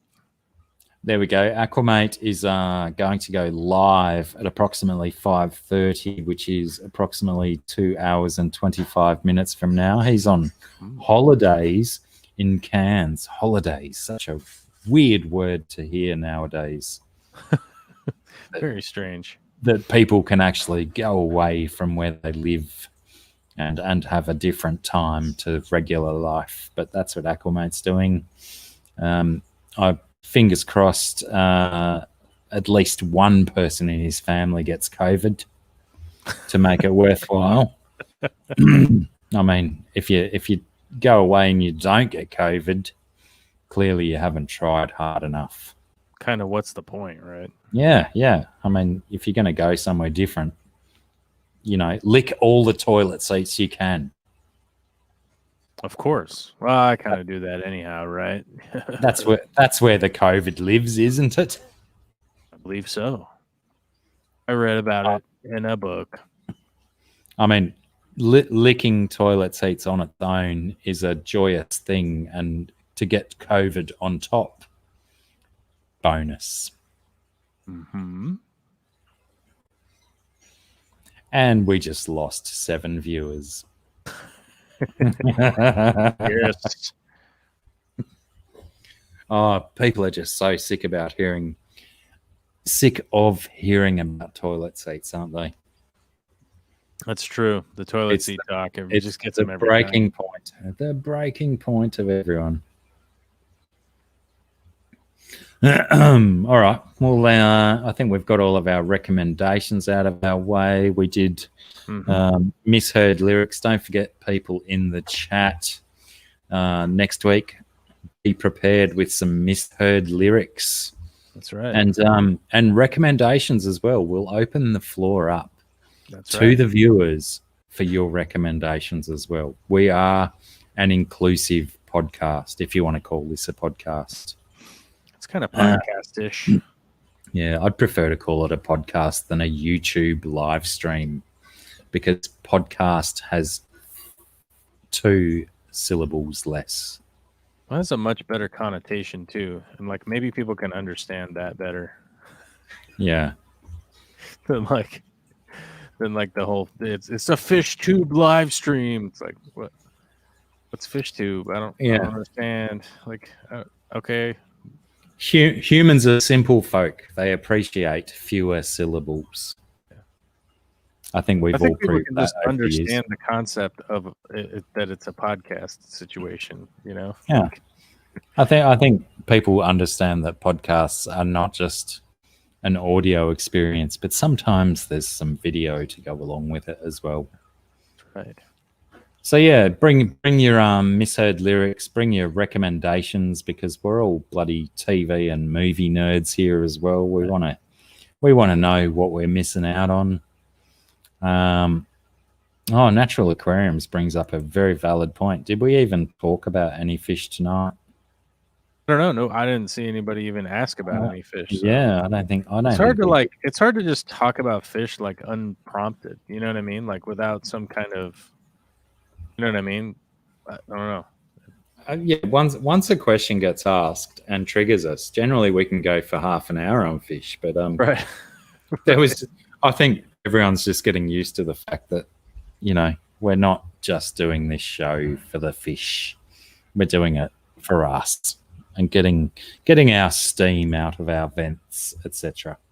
Well, that's also the thing, man. It's like I don't really have like a lot of people that I can just talk to for a couple hours at a time, and then I have like a real reason to do it other than just like, hey bud, you want to call and talk on the phone for a couple hours? Or I guess I could figure that out, but it's also, it's a lot more fun to be able to do a podcast and go like, oh yeah, and come up with ideas and that kind of stuff. And I could call you in Australia and be like, hey man, let's just talk about stuff for a while, but also like we could do a podcast and other people could be there too. Yeah, it makes perfect sense, doesn't it?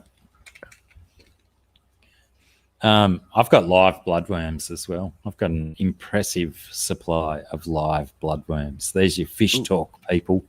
Nice. You have a lot of good cultures going right now, don't you? Well, I have like 2 bird baths in the backyard, and they're just, even though it's cooling down right now, I pulled, like, I did 3 empties where I tip the bird bath up through one of my aquarium nets and strain out all of the larvae, and I did like 3 turns of that the other day. And I got so many mosquito larvae and bloodworms out of it. And I probably, when I topped it back up, I probably still left a heap of bloodworms in there. But yeah, hundreds and hundreds of wrigglers and bloodworms. So, my juvenile cichlids are loving life at the moment. There we go. We got some fish talking. And as we know, baby cichlids love the live food. Hell yeah. Pretty much every fish loves live food. I mean, come on. It's so enjoyable watching my baby Feste when I put the food in, and he freaks out a little bit about the turkey baster coming into his tank, but as soon as he sees something wriggling in his water, he's just like, pew, pew, pew. He's such a predator. It's so good to watch. Yeah, I'm struggling to get live food, like different food for my puffer, because like my puffer is just like such a little snob, and it's like, I only want snails, and it's like, come on man, like eat something else. Like, no. And like making only tons of snails is not the easiest thing in the world because they will he eat garden snails or just aquatic snails? Just aquatic ones. I haven't tried anything garden size because most of all the garden snails around here are pretty big and beefy. You know what I mean? And he's a Shadowdeni puffer, so he's not like huge. He's a little guy. He's like a big golf ball. My son comes and harvests the garden snails out of the veggie garden for his blue tongues. They're very blue tongues love their snails, no matter how big they are. But yeah, good stuff. You should go to bed, man. Let's go. Let's leave this place. Let's go and get a drink. All right, buddy. Have a good one. I'll probably talk to you next week. I think you will. You better. Or else. Better. All right. Bye-bye. See you soon. And everyone else. Blacky, have any tips on wrestling big crocs and in the early hours? Use both hands, Tropico. Use both hands. It's safe, and keep your feet at least a shoulder's width apart. All right, everyone. Thanks heaps for hanging out. It's been another long one. Shit, I didn't realize it's been 3 hours though. Take it easy. Don't forget misheard lyrics, recommendations, and email me if you've got ideas. drblack66@gmail.com. No doubt most of you are familiar with that right now. Take care. Look after yourselves and each other. And I'll see yous when I'm looking at you.